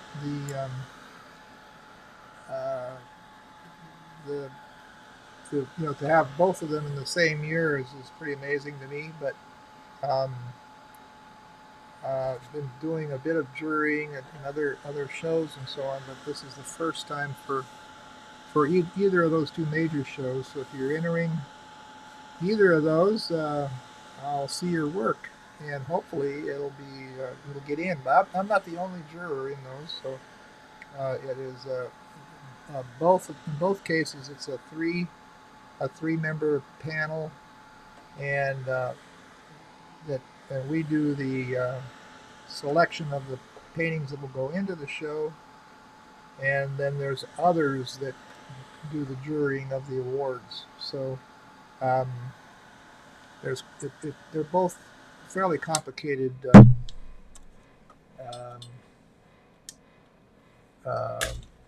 processes from the standpoint of what they have to go through to get everybody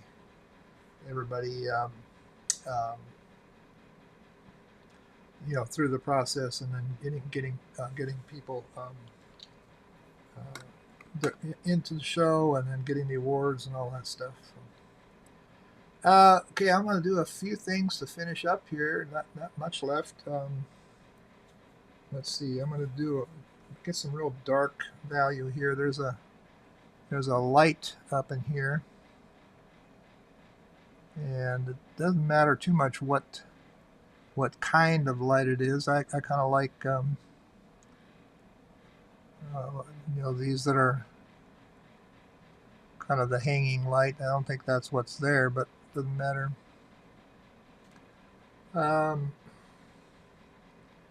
The doorway definitely has some there's more to it than what shows here, so I'm going to add some more darks to try to get the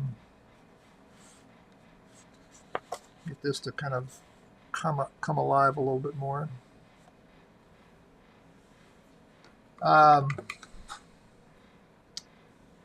Let's see.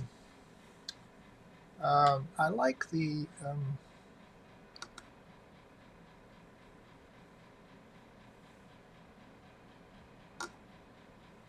think we need a little more value on some of these stone areas. There's got to be some more texture and so on.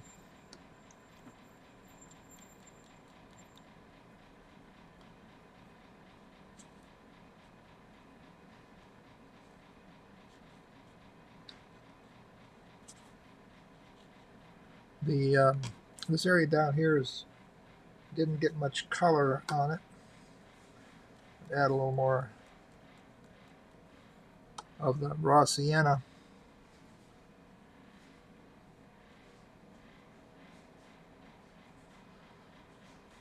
I think that's better.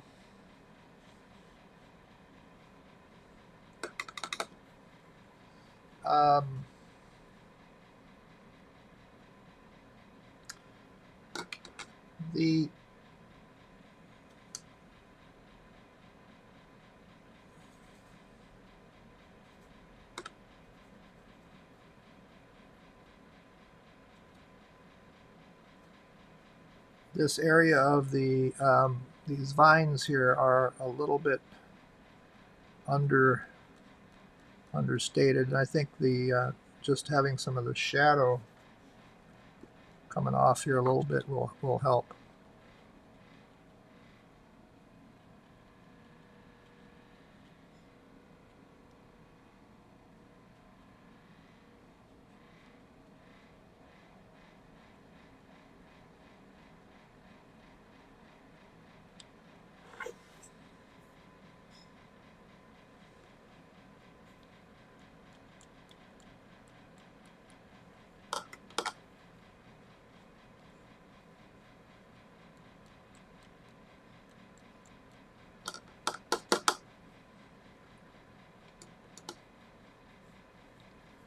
These rocks down here that stepping stone, the sun's coming from the left top, so let's do a little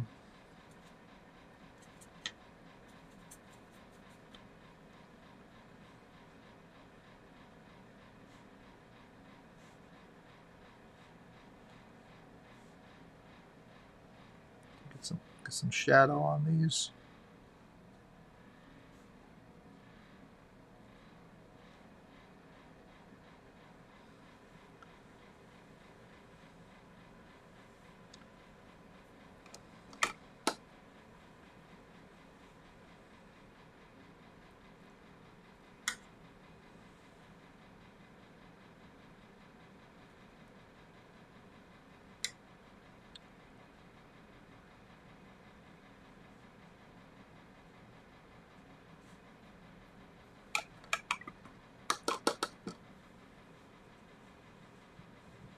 So I've got my my center of interest here, that little L shape that I've created on these axes of the third lines.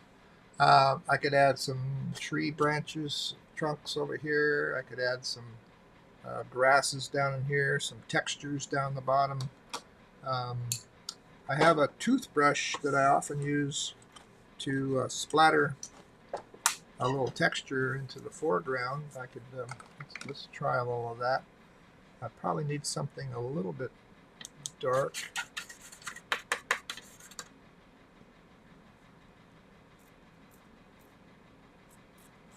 Just to give it some, just so it's not totally flat and uninteresting. There's a little bit of life there.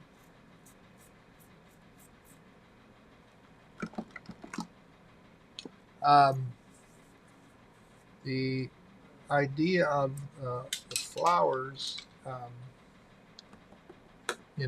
is obviously the garden here, but we can add some more. The red that I have is a pretty opaque red. I can easily add some flowers up in here with the red. And we could do it with, got this orange too. We could do a little orange, sort of like the poppies we saw when we were over there. They were orange. A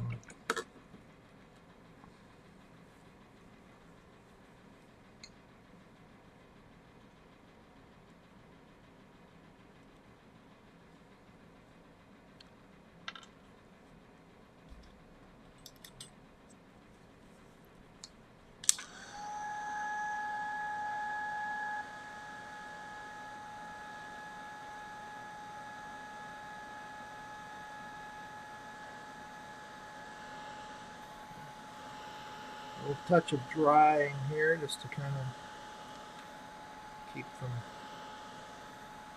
messing things up.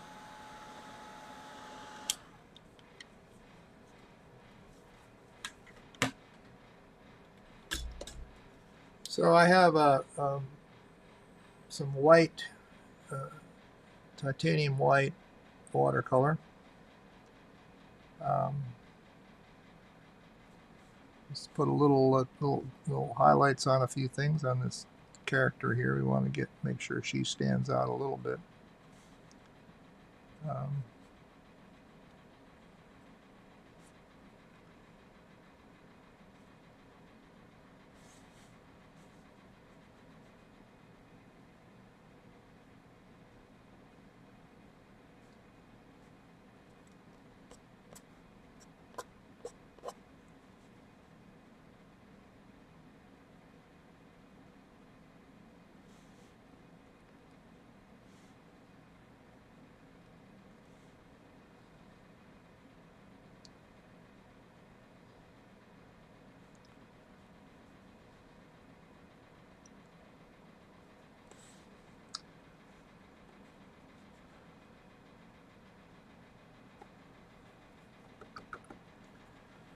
Gonna need a little darker area right behind her here.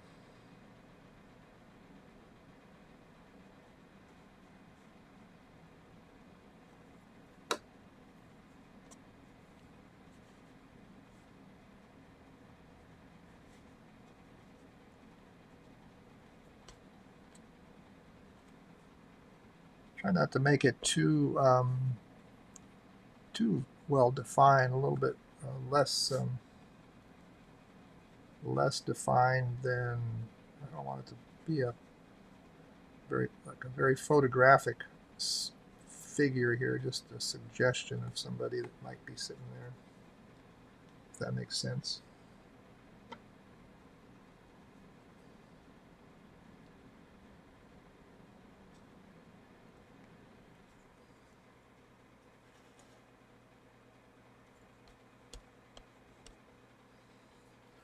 You have to touch that up after a bit here.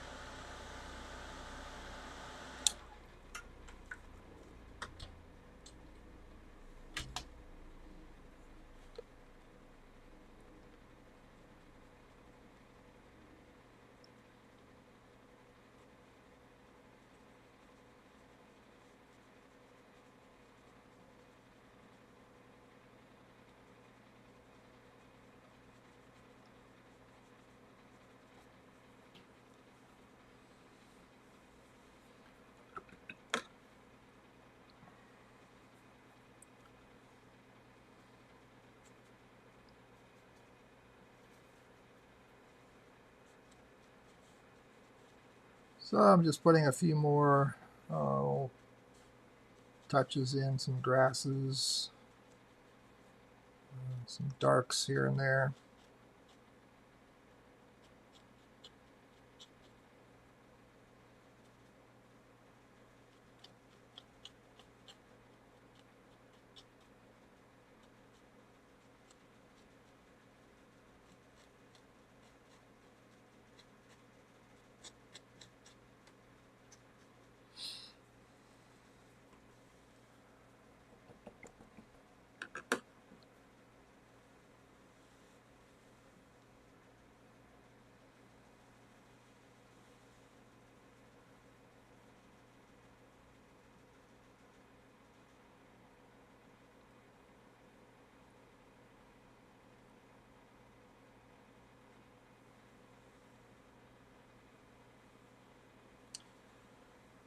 Well, I think that's about all I'm going to do on this thing. I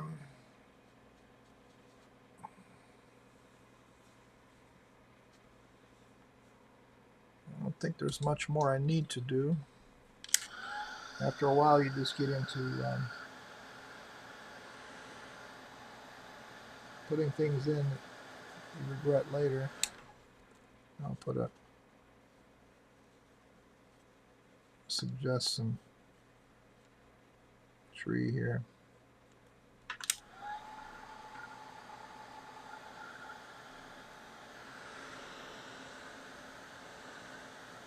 Michael, we have a question. Do you prefer the heat dryer over the a regular hair dryer? Does it mess up the tissue or anything like that? Yeah, this is much quieter and it works very well. It just it doesn't blow as much. So yeah, it works better. Who is that? It was Barbara Lynn. She said, "Do you prefer the heated craft tool over a hair dryer? Does it disturb the pigment less?" Yeah, it just doesn't it doesn't do as much. It just doesn't blow it around, and it's quiet. I like the quietness of it. That's what I really like. Um, so I'm about done. I think I'm going to do a. I feel like it needs a little bit of more value down in here. So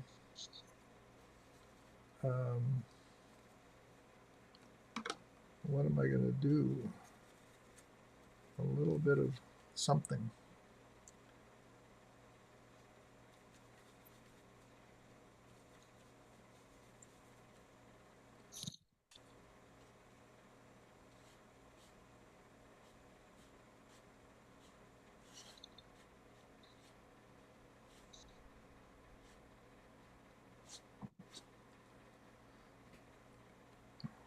That may or may not have been a good idea, but I just felt like it needed to be a little bit more settled, set down here on the base.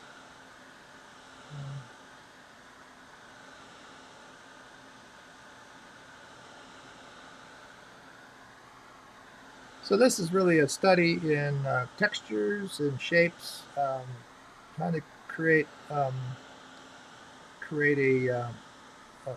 interesting scene with lots of varying textural items from the trees and the stonework and the ground. There's lots of opportunity to experiment with your textural tools, all the things that make up for textures, and of course my favorite is just the splattering of paint and letting it sit and letting it do its thing.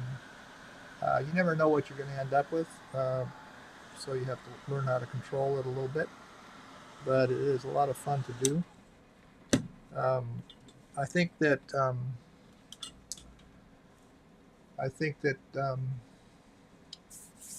uh, that's about as far as I need to go with this thing. If there are any other questions, give us a. Why don't you? If you want to make a comment, I can turn on your microphone if you raise your hand, that, click the little raise hand thing. And so it looks like I've got Laura. Let's see if it works here.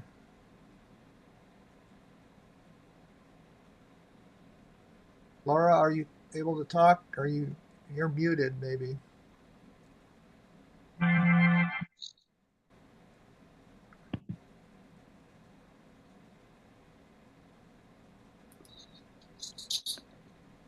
Hello?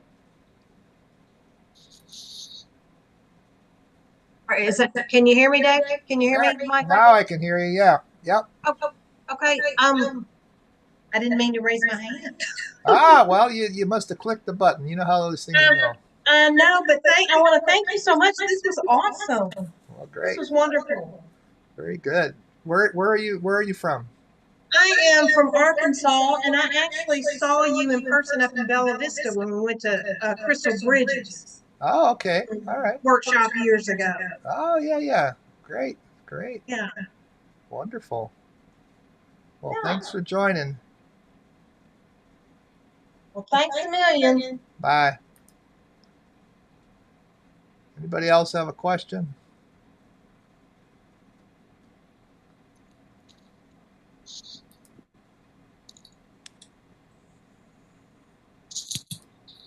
Penny, are you there?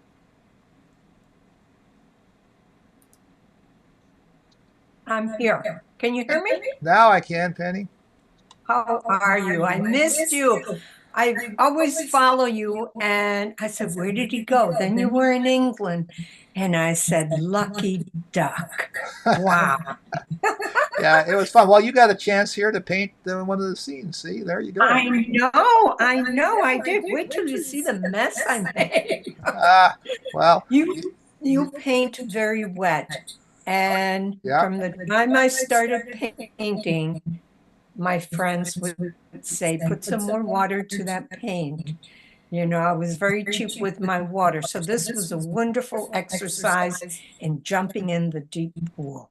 I wet the paper. I followed you. I splattered. I did the whole thing because I didn't care. Finally.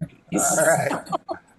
All right. Well, thanks for calling in. For being you a part bet. of the Great to have you back. Great to see you. All right. And I went to Texas. Oh, we yeah. drove down to Texas in the spring. All right. Yeah, it was a long trip. All right. Well, I'll talk to you later. Okay, bye. Okay, I have a comment. Everybody's talked about the famous hairdryer, right? And it's pretty obvious that Michael doesn't need a hairdryer, but he still owns a comb. He just can't part with it. Oh, she had a that was a 4-star right there. Oh man. Oh, Eva, are you there?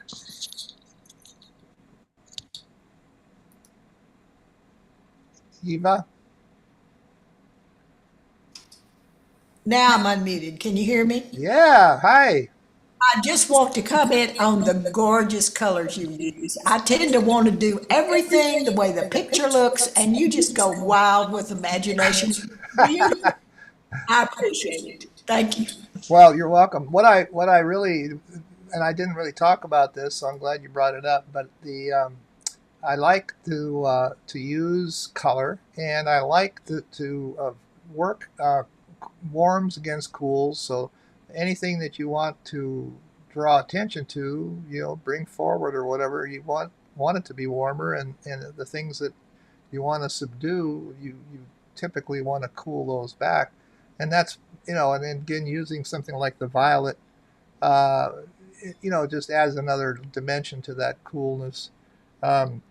Screen, depending on your screen and so on, it might be a different color than what it looks like here in front of me, but you get the picture anyway.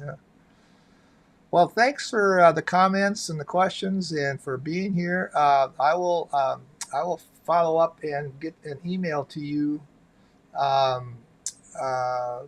that will give you the location of the YouTube video. It'll be up for a couple of weeks or so. No urgency to take it down. So we'll give you some time to work with it if you want to. And I hope you enjoyed this one, and we'll be back. We're gonna. Excuse me, do you want to mention the fact that you have DVDs as well? Sure, Cindy. Good point. There are some DVDs I have available, which are available on from Streamline. There's like 4 of them. Is that right? And also, if you are interested in some videos, I've got some videos that are available on my website too that are like these. They're just actually they're workshops that have been recorded, and then I edit them down to get rid of the dead space, and then you have a chance to look at them and work with them and that would be, you have them forever as long as you want them. So yeah. Somebody said, Adele said she loved how I did the foliage and in painting the shadows right away. The shadows are the the main thing that hold the painting together. Usually the shadow patterns are really important. So that's part of the way I approach these. When I get color on the background, I've got some color there, then I've got to block in. This oil painters, do that. They call it blocking in. You just kind of lay out those basic shapes and so on, block in the stuff, and then you go back and fill in the little details and things. But then you got your basic composition developed and working, so you're in good shape then. So that always helps. So anyway, thanks so much. Appreciate it. Appreciate you joining us today. I'll let you know again. I've got your emails. I'll let you know if and when I do another. I mean, I'm sure I will do another. It may be a little while. I've got a couple of months where don't have a lot going on, but I have some other commitments I have to work on. So, and maybe we'll see you at one of the workshops out there or somewhere like that. So make sure you say hi when we do meet. So let me do a quick thing here. I'm going to take this tape off. Well, actually, I didn't do my signature, which I should do. Let's do a little.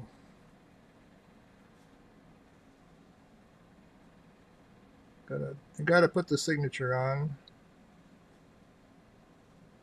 and I've got these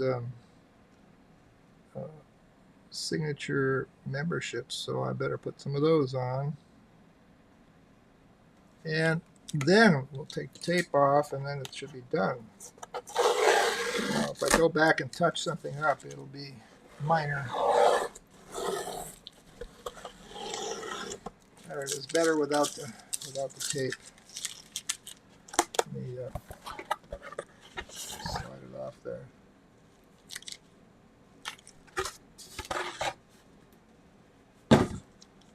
So once again, thank you, and appreciate your time. Thanks for being a part of this, and we hope to see you again. Glad you could join us. Bye-bye.